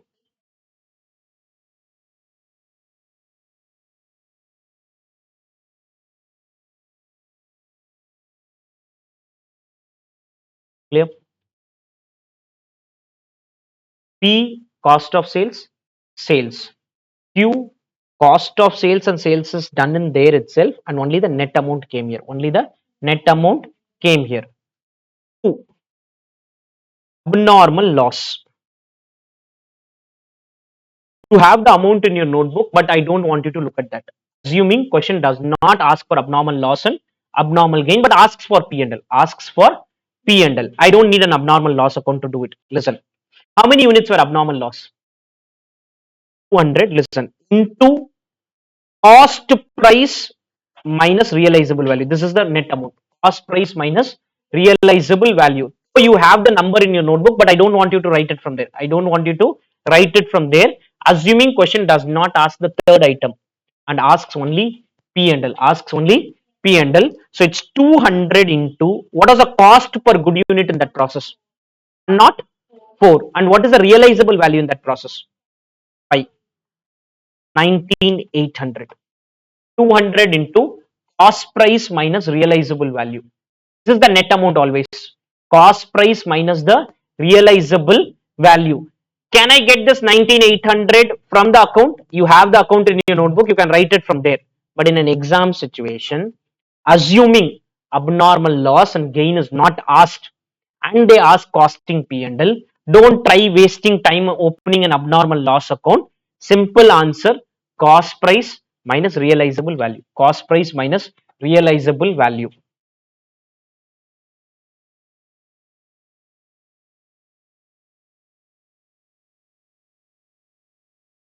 Why it is cost price minus realizable? Because my cost is 104 and I sell it for 5 rupees. Cost is 104 and I sell it for what? 5 rupees. Same thing by abnormal gain. How many units? into cost price minus realizable value. Cost price minus realizable value.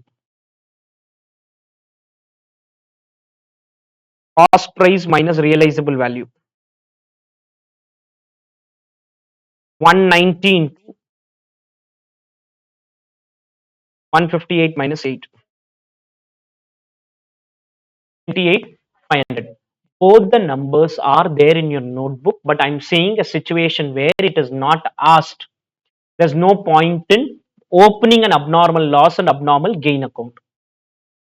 Net amount is always cost price minus realizable value. Net amount is always cost price minus realizable value.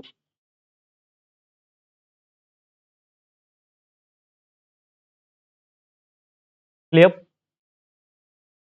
Then I think there is one expense which we did not transfer to the process account. Somewhere there is some expense given in the question. One more expense is there. Management and selling expense. If it has not come in the process account, it has to come somewhere. Write it here. Management and selling expense. Management and selling expense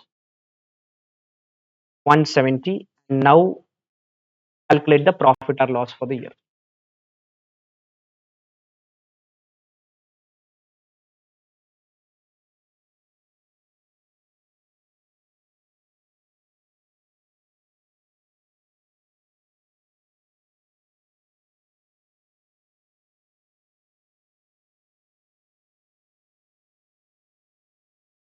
Calculate.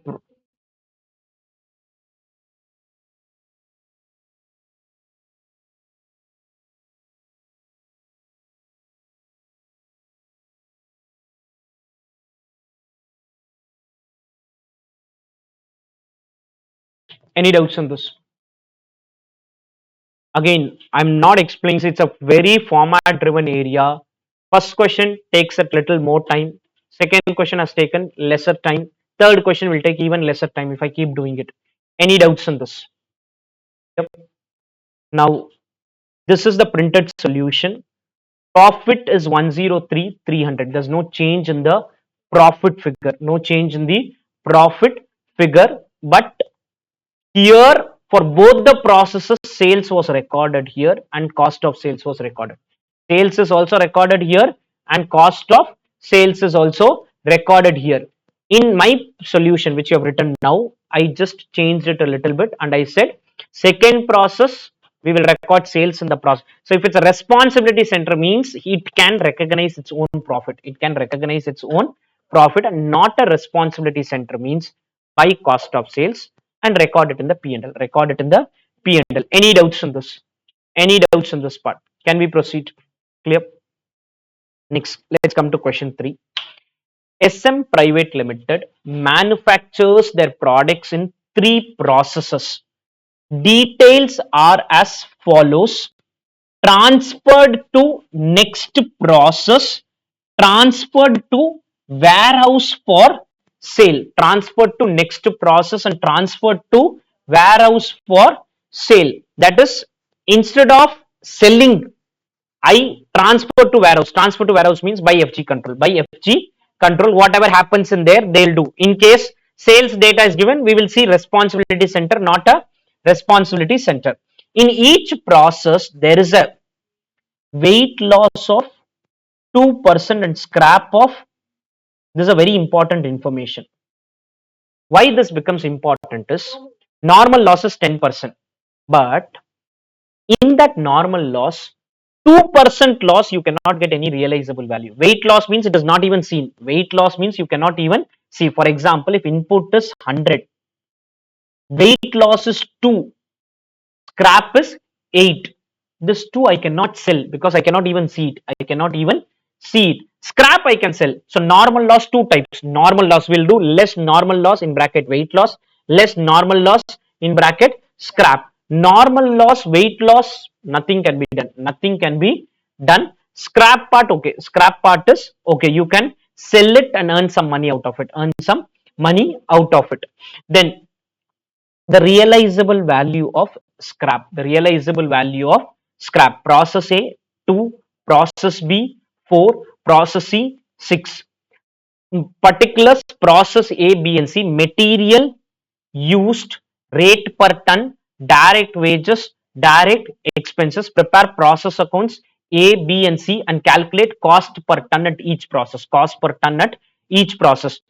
Sales has happened, but I don't know about it because I have transferred it to warehouse. I've transferred it to the warehouse. So what we are going to do is particulars, three process will do input output statement. In the input output statement, what 60% is transferred, 40% is sold, 50% transferred, 50% sold, 100% transferred. So whatever the data the question has given. And there are two types of loss. One is a weight loss where you cannot get anything. Second is a scrap loss. Second is a scrap loss where you will get something. Where you will get something. Clear? Any doubts on this? Let's start. Working note one. Input output statement.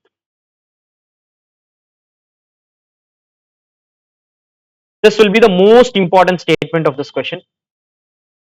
Input output statement. Particulars process A, B, and C. Write it first. Write the format.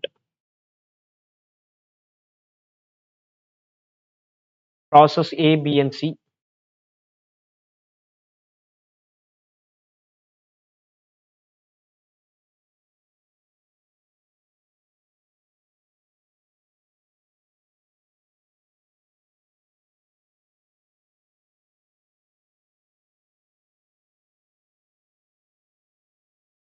Process A, B, and C. If this is understood, I think the question is almost over.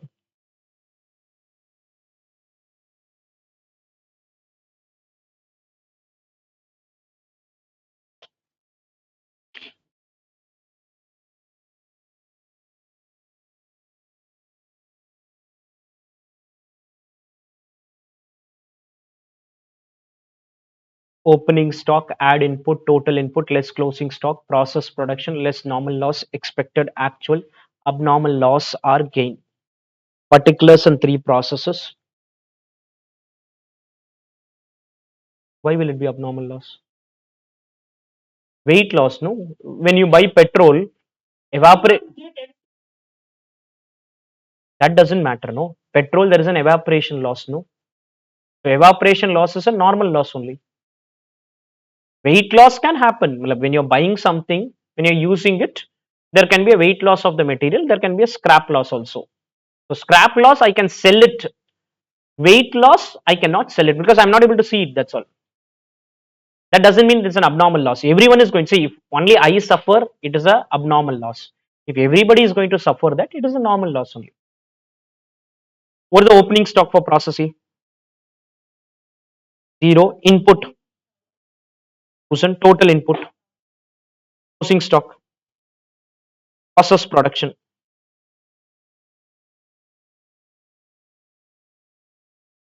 Normal losses 10%. Normal losses 10%.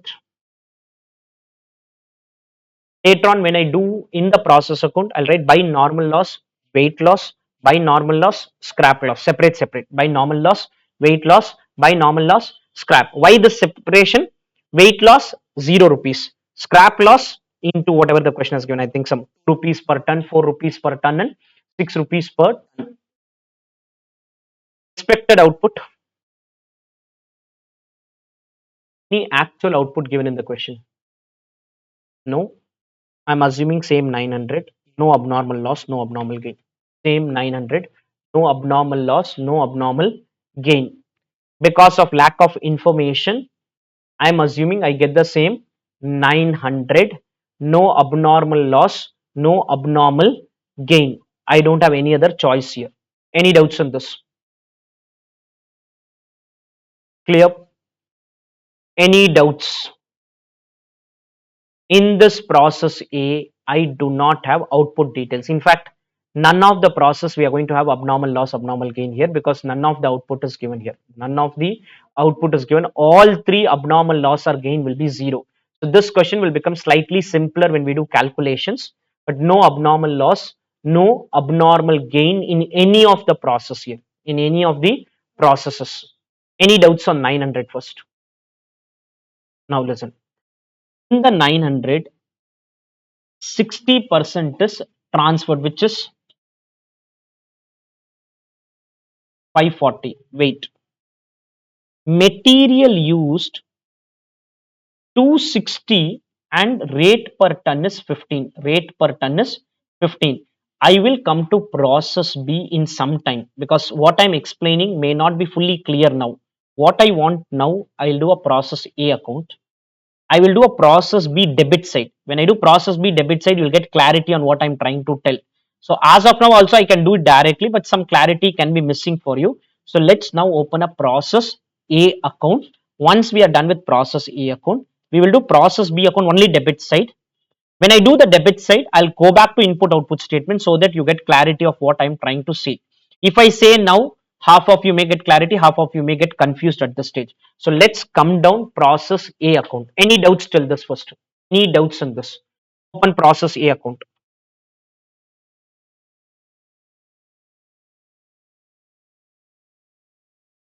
No abnormal loss, no abnormal gain in this question. Process A account.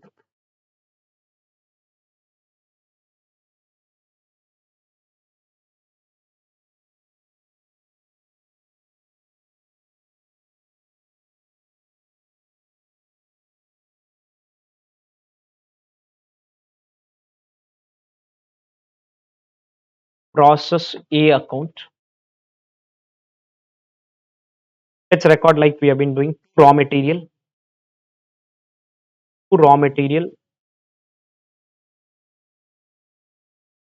1000 into 20. Raw material 1000 into 20.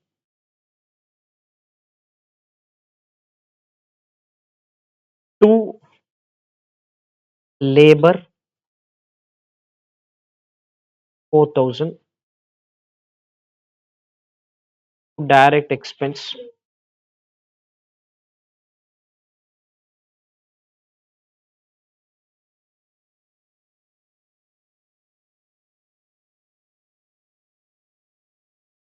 okay, by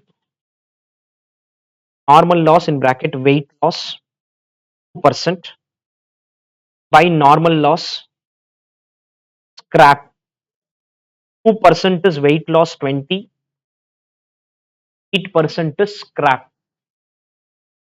Reason for segregation is weight loss you can get nothing because that item itself is not seen. Nobody is going to pay for this because nobody can see that item itself.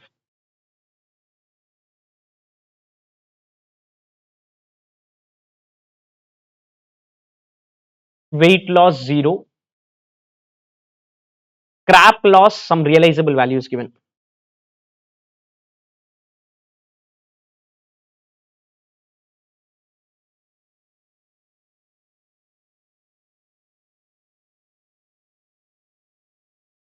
Any doubts on this? We have produced 900 units in that buy G stock account, buy process 2 account or process B account. 900 units we have produced. 900 we have produced. In that 900, how much we transfer to FG? What percentage? Process A, guys. Please take how much we have transferred to next process and how much we have transferred to FG. 60% to next process, 40% to FG. 40% to FG. What happens in FG process is not my worry as of now. Is not my worry. So this is T. Sorry, this is 360. And this is 540.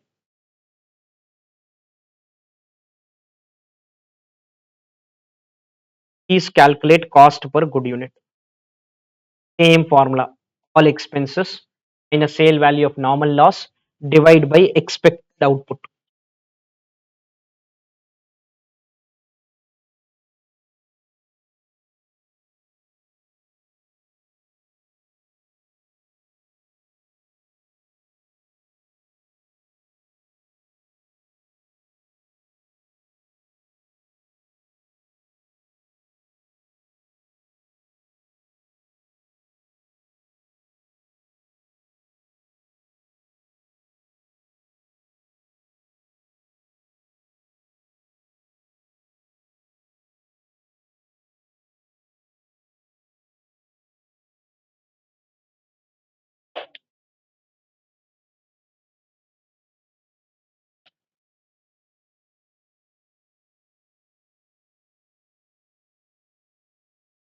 How much you said cost per good unit?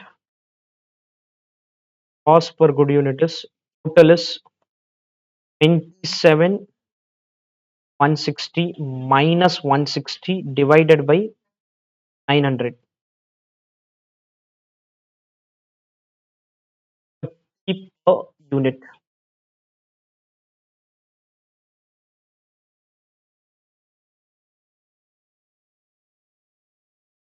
Yep. Any doubts on this? Done. So this is the first process part.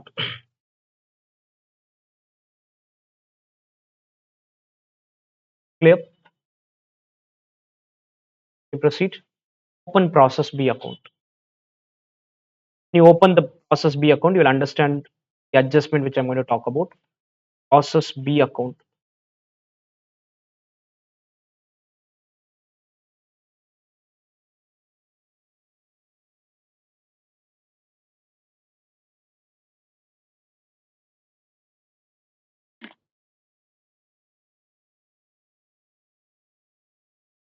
Double entry posting to process A account. It's a very simple, straightforward area. You will have to keep doing. Only thing is lot of calculations to process A account.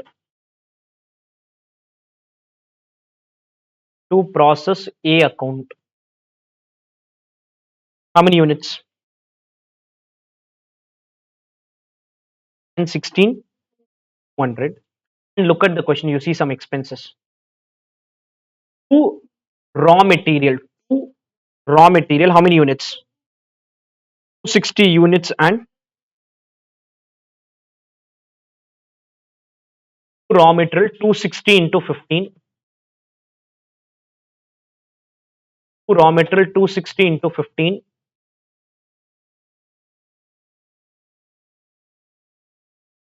To direct wages 3000.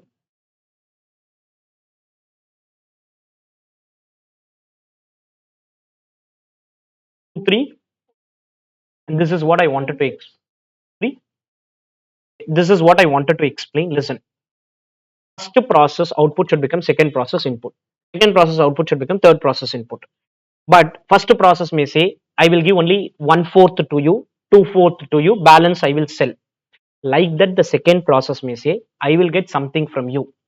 Plus, I may also add something from outside. I may also add something from outside. So here the input of the second process is 540 plus another 260. 540 plus another 260. 540 is what you got from the previous process, and additionally another 260. Additionally another 260. So input is 540 plus 260. This I could have directly written there itself, but I wanted to show it in this way so that you understand it better. 540 plus another 260. 540 plus another 260. Clear? Any doubts in this?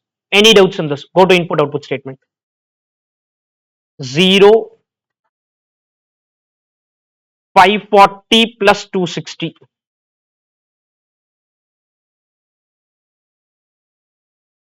540 plus 260.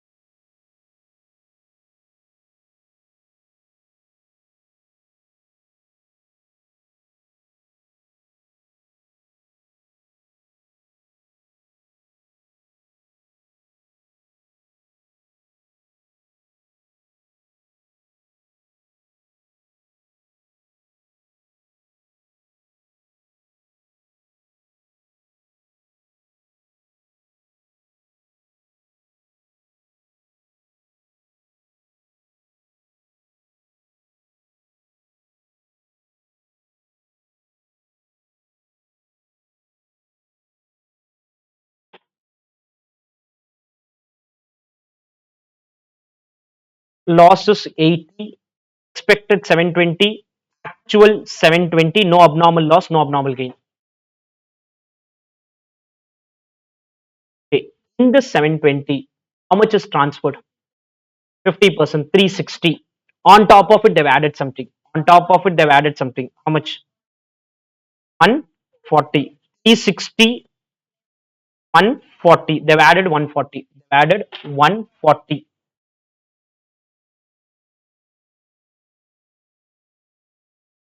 500, 0, 500. 360 plus 140.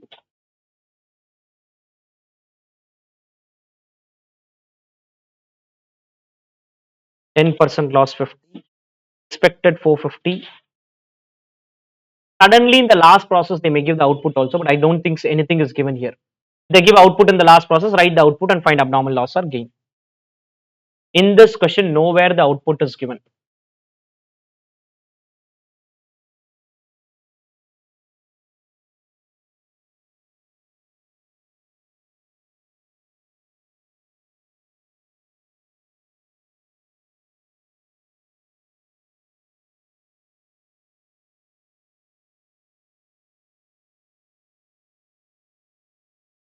Clear? Now let's go to the process B account, which we have already done almost. We'll write exactly these four items. By normal loss, weight loss, by normal loss, scrap, by FG stock, by process C. By normal loss, weight loss, by normal loss, scrap, by FG stock, by process C. By process C. 800 into 2%, 16, 64, P60, P60. 64, what is the realizable value? Get cost per good unit. Same formula. Everything is same. It is the same thing. Cost per good unit, all expenses minus sale value of normal loss divided by expected output.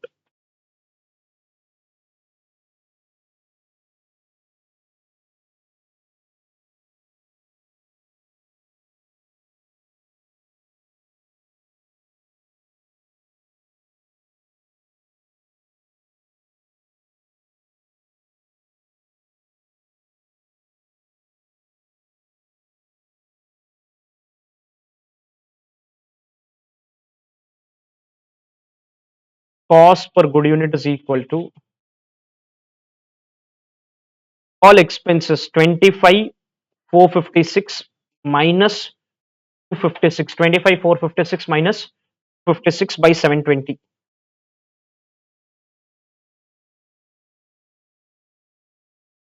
How much? 30. First process was 30 rupees. Second process is 35. It's tallied. No rounding of differences. Nothing is there.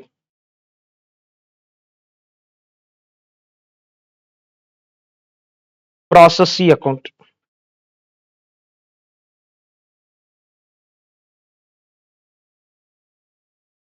Process C account.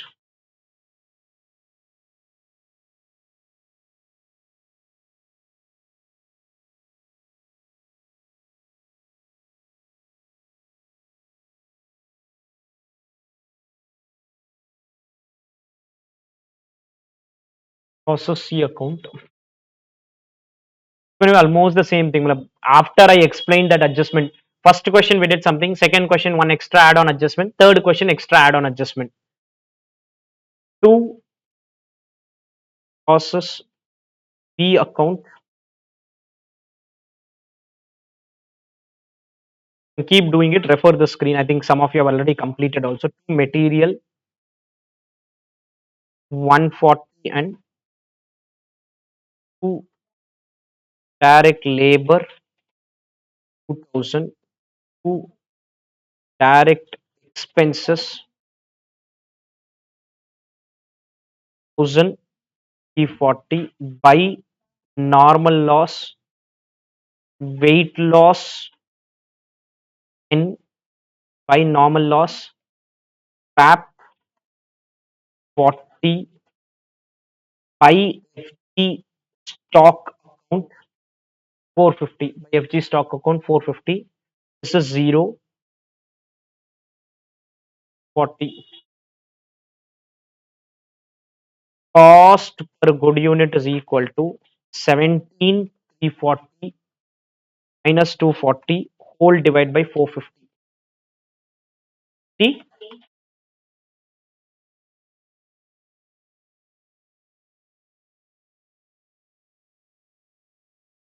crux is getting cost per good unit. Major chunk of analysis or focus is on cost per good unit.